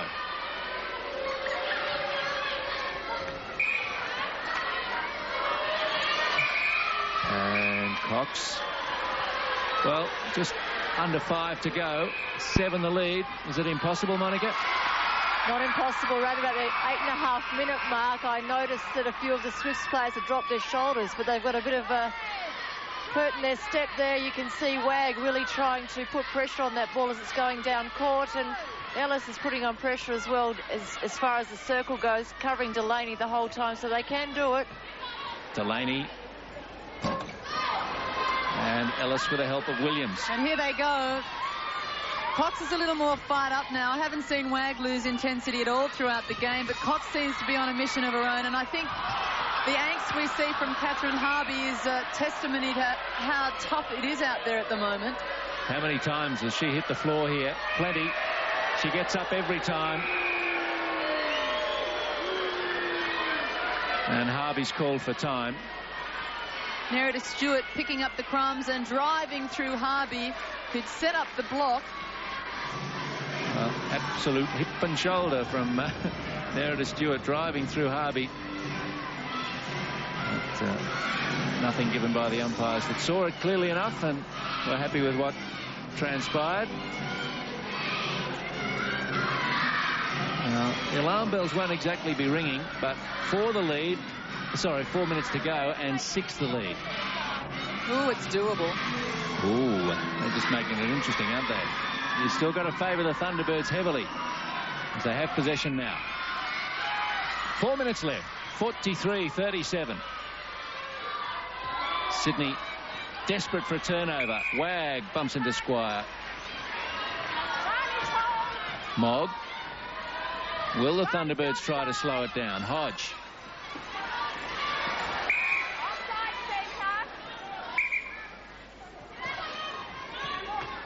Delaney. Oh, that was a great shot, and that shot hurts the Sydney Swifts. Delaney encouraging the crowd to get behind their team. Delaney's put up 30 of the Thunderbirds' 44 goals. And that's a good take from Cox, who was helped into the post in the view of Sharon Burge by Kath Harvey, so she gets the penalty. Cox goes up, good position, but a little assistance from Kath Harvey. Williams pulled out of the challenge. Mogg turns. They need it and get it with a bit of help from the ring.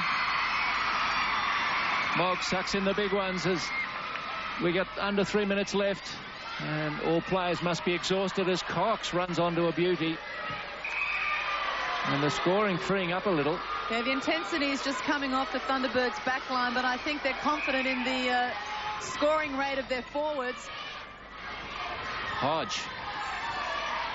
Thunderbirds only need goal for goal. 6 the lead. 2:20 to go. Accidental trip, yeah. Ellis stood out for an accidental trip. Doesn't like the call. Mogg.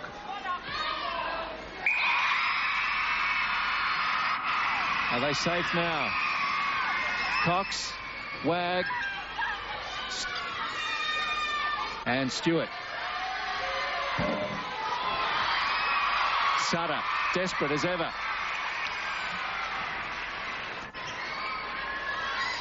Harvey. Hodge. And through is the call from Maureen Boyle against Hodge. Cox. Gilmore. 46-39. 90 seconds to go. Stewart. A physical grand final. Cox. Let's go a beauty from the edge of the circle. It's coming a little late.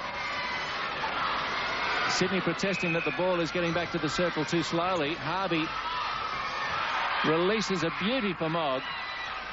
They play it through Hodge to Delaney, and that will seal it surely. 47-40, and there's only a minute to go. No miracles for Sydney now.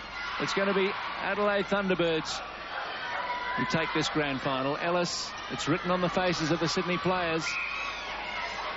Sutter's taken one, and time will be blown while she's attended to by Jim Mack.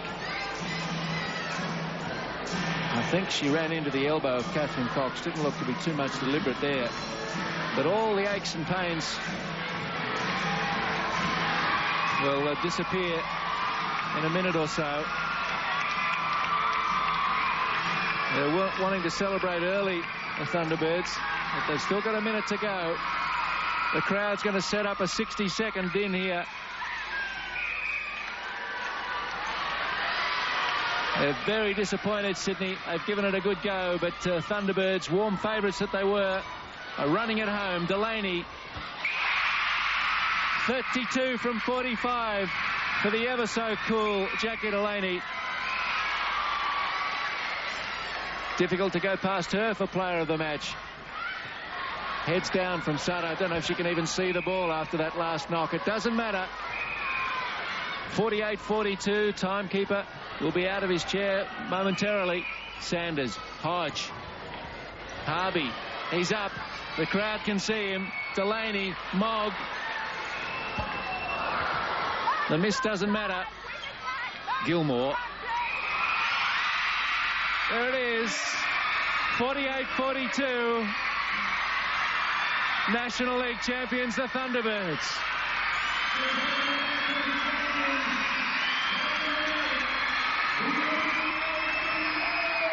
Well, it's all yours, Adelaide. The AFL, the women's and men's basketball, and now you're home to the National League champions in netball. Led at every change.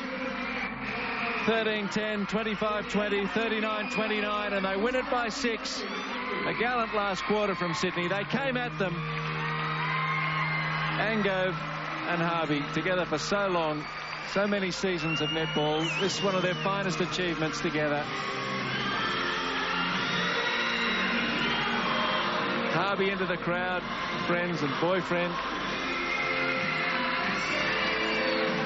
Oh, she wanted this. The Adelaide captain. And they are the champions. And sheer joy on the faces of these players. Let's have a look at the stats for the match. The penalties, nothing in it in the end. 2 more intercepts for the Thunderbirds. Turnovers even.